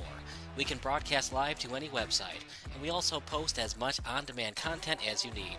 For more information about SBS, check out our website at sportsbroadcastsolutions.com. Sports Broadcast Solutions, a broadcasting network for everyone. Sports Broadcast Solutions is a broadcasting network for everyone. Let SBS broadcast your sporting event. We have experience and can generate excitement and permanent digital memories for your team. Tonight. That time, finally a goal for the Stampede. We have professional videographers using high-definition modern-day cameras, color analysts, and play-by-play announcers with state-of-the-art, classy graphical scoreboards to keep you updated. Plus, we have commercials to advertise your team, club, or sponsor, and us. Plus, we do pregame and postgame interviews. Hi, everybody, and welcome to the Postgame Show brought to you by Marion Central Catholic. My name's Kyle Smith. But my name doesn't matter. These young ladies matter. It's senior night as the Hurricanes win a battle down the stretch, 48-46. Hi, I'm Carrie Kramer. I swim 50 breast, 50 free, and 100 back. Whatever your sports broadcast needs, we are at sportsbroadcastsolutions.com. Check us out and become part of the digital sporting world. Sports Broadcast Solutions is a broadcasting network for everyone. Instead of spending hundreds or thousands with all these college recruiting sites, let us put together your college highlight reel. For just a fraction of your potential college scholarship and significantly less than these recruiting services, we got this. In addition, we put together highlight reels for teams, including high school, your club team, or travel team. My teammate gave me a great pass, and I just took it. Other team slashed me, took the opportunity, saw where the goalie was weak, and I just shot it there. Solon, O'Connor, and Marsh back on defense. And Marsh gets a blowout. We got a breakaway at 2-0. A shot, and it's goal! So 3-3. The power play was officially over. Whatever your sports broadcast needs, check us out at sportsbroadcastsolutions.com. Check us out and become part of the digital world. Sports Broadcast Solutions is a broadcasting network for everyone. For those of you who would like to broadcast or live stream your event, or maybe make a highlight tape, but would like a sponsor to fund the event, SBS has a myriad of ways to advertise your sponsor during our broadcasts. We have commercials. We have on-air reads by the announcers. Albatross Physical Therapy and Wellness specializes in pain-free. We have graphics, and we have watermarks. Finally, Sports Broadcast Solutions can create a commercial for you or your sponsor. Whatever your sports broadcast needs, we are at sportsbroadcastsolutions.com. Check us out and become part of the digital sporting world. Sports Broadcast Solutions is a broadcasting network for everyone. For those of you that just want raw footage of your sporting event, but no play-by-play or color commentary, you just need us to live stream video from the event over the internet. We will live stream your event on YouTube on our Sports Broadcast Solutions channel. In addition, we also have a dedicated channel on YouTube for live streaming at SBS Livestream. And if you need multiple channels, we can utilize Facebook Livestream and Instagram Live on our channel as well. Options include commercials from your sponsors, professional scoreboard graphics are still available, and of course, yes, pre- and post-game interviews are available as an option if you want. We've been working really hard this whole summer and stuff. Whatever your sports broadcast needs, we are at sportsbroadcastsolutions.com. Check us out and become part of the digital sporting world. Sports Broadcast Solutions is a broadcasting network for everyone. We broadcast sporting events for people of all ages, including adult leagues, high school leagues, and kids. Complete with professional-looking graphics, broadcasters, color analysis, and commercials. We do pre- and post-game interviews with the players. In addition, Sports Broadcast Solutions does highlight films, including college recruiting reels, highlight films you'd see on sports news programs, and just simply highlight films for fun. Sports Broadcast Solutions also provides raw footage and live streams if you'd like. Subscribe to us and listen to our professional talk videos about relevant topics in the pro and college ranks. Whatever your sports broadcast needs, contact us at sportsbroadcastsolutions.com and become part of the digital world. This is Sports Broadcast Solutions, a broadcasting network for everyone. Check us out at sportsbroadcastsolutions.com and become part of the digital sporting world.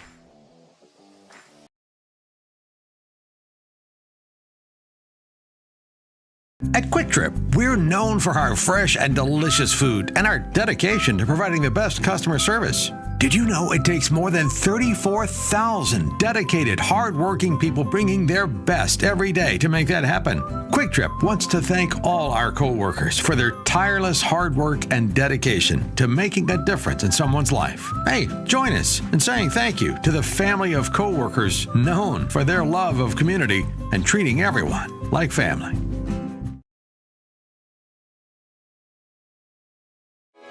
Sports Broadcast Solutions is a broadcasting network for everyone. SBS offers live telecasts on channel 59.3, YouTube, or Twitch. We include pre- and post-game interviews with the players. You know, I started in the locker room. All the boys were getting going before the game and stuff, and we kind of found a little click at the beginning of the game, so I think that's what got us going. We also include digital live statistics, play-by-play commentary, team highlight reels, and even more than that. Go online to sportsbroadcastsolutions.com or search Sports Broadcast Solutions on YouTube. SBS, a broadcasting network for everyone. Sports Broadcast Solutions is a broadcasting network for everyone. At SBS, we offer a professional broadcasting experience for the non-professional athlete. Just like the pros, we offer everything for you. Play-by-play commentary. A no-hitter at Kane County Stadium. 15 strikeouts, 1 walk, 1 error, and that's it. Color commentary, highlight reels, recruiting videos, and much, much more. Unlike our competitors, we zoom in on the action and always have a live scoreboard with a live time code. If you're ready to have your next sporting event feel like CBS Sports, then make sure to call Sports Broadcast Solutions today.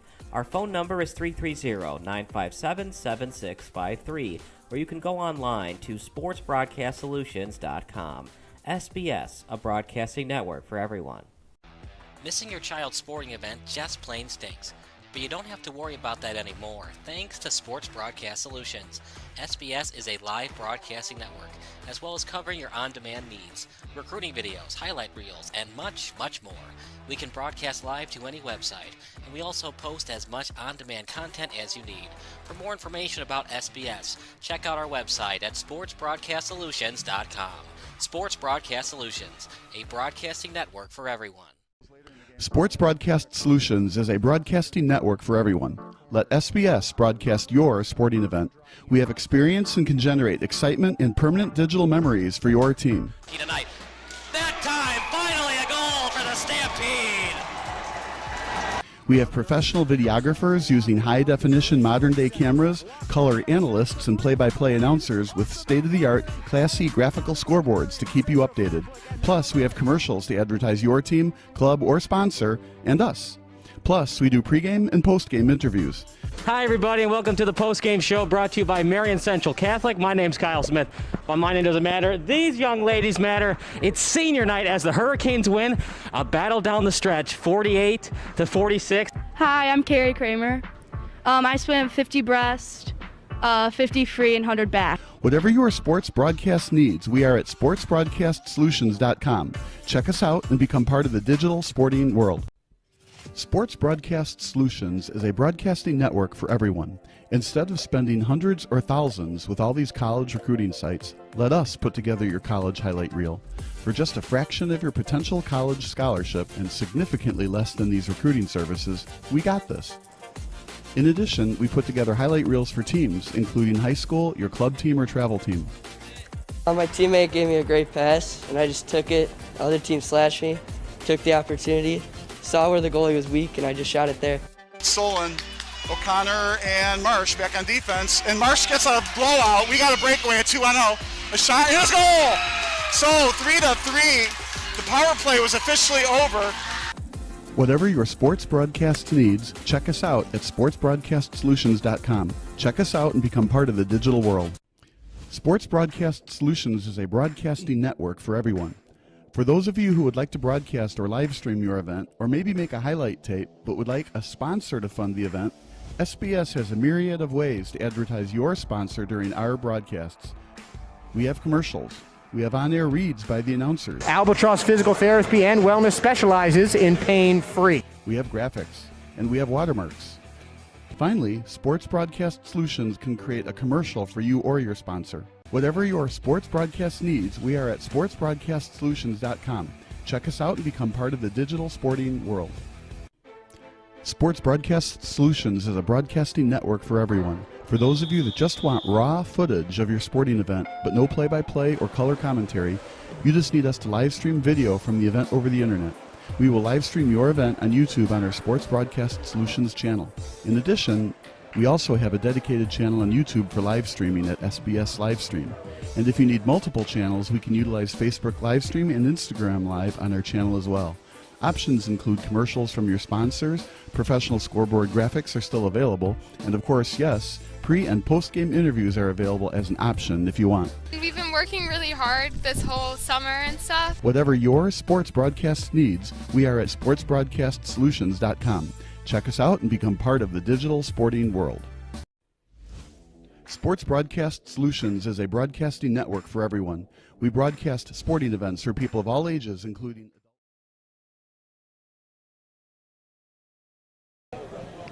Welcome to the Postgame Show, brought to you by Forest Security. I'm Kyle Smith, along with the SBS Player of the Game, Josh Morgan. Thank you. Welcome to the Postgame Show, brought to you by Forest Security. I'm Kyle Smith, along with the SBS Player of the Game, Josh Morgan. Thank you. 48-7, 41 unanswered points scored by Fenwick today. Josh, when it was 7-7, what were you thinking both on the field and on the sidelines when you weren't playing defense? Be aggressive. This is a good team, and take care of business. They had a little home run they hit, and stay focused. We just had to stay focused, make sure our team knows what we're doing, and we took care of business. They ran the flea flicker 80 yards to tie it up, and after that, a big goose egg on the scoreboard. What was the defensive coordinator and all the coaching staff talking to you on the sideline about? It was just a hiccup. Don't let go. Don't feel like it was bad. Like, everything's good. Know what you're doing. Have everyone do what they're supposed to do, and we'll be fine. And that's what we did the rest of the game, and it showed on the scoreboard. So when it was 35-7, were you joking with Jamin Williams a little bit? The most unconventional way to score 35 points with that 2-point conversion and 2 field goals? Yeah, me and Jamin, he's like a brother to me. Quarterback, he's just like a brother to me. It was a good experience. We got the job done, and that's what we did. And we have a good weekend coming ahead of us. Good team coming next up. I have no doubt in my mind that our coaches and staff is going to do what they got to do, and we'll be ready. Would like to win at least one of your next 2 games to get a guaranteed home game back here at Triton College Stadium. What's it going to take to win one out of your next 2, or even both of them? Everyone has to be focused. We got to come to practice, ready to play. Put your best self out there, because we're playing a good team. We all know who we're playing. We're playing a great team. And as long as everyone at practice does what they're supposed to do, practice hard like it's a game, we'll be okay, for sure. Luke Doyle, very well known for punt returns and kick returns. You kept him in check. Special teams unit did their job. And on defense, you isolated him away from the ball. Yeah, special teams, we did really good. We have Noah Sir, 6-star kicker, All-American. He did his thing, and our punt returners did what they had to do, and we limited mistakes. That's what happens when you win a game. Final thoughts about the victory today. Once again, a blowout, and Tommy Thies with the 68-yard run, the exclamation point on a dominating. Great player right here, guys. Tommy Thies with the 68-yard run to the exclamation point on the victory today. Like Coach says, 24 hours. Celebrate for 24 hours and on to the next. We had a great game, but we know who we got. We know who's coming up, and we got to do what we got to do to make it to playoffs and to potentially come back here for a home game. The Friars improved to 6-1 on the season. That does it for our broadcast tonight. So for Bob Vilsoe, Don Albert, Tommy Gilbert, and everybody that worked for us tonight, thank you so much, and we'll see you next time on SBS.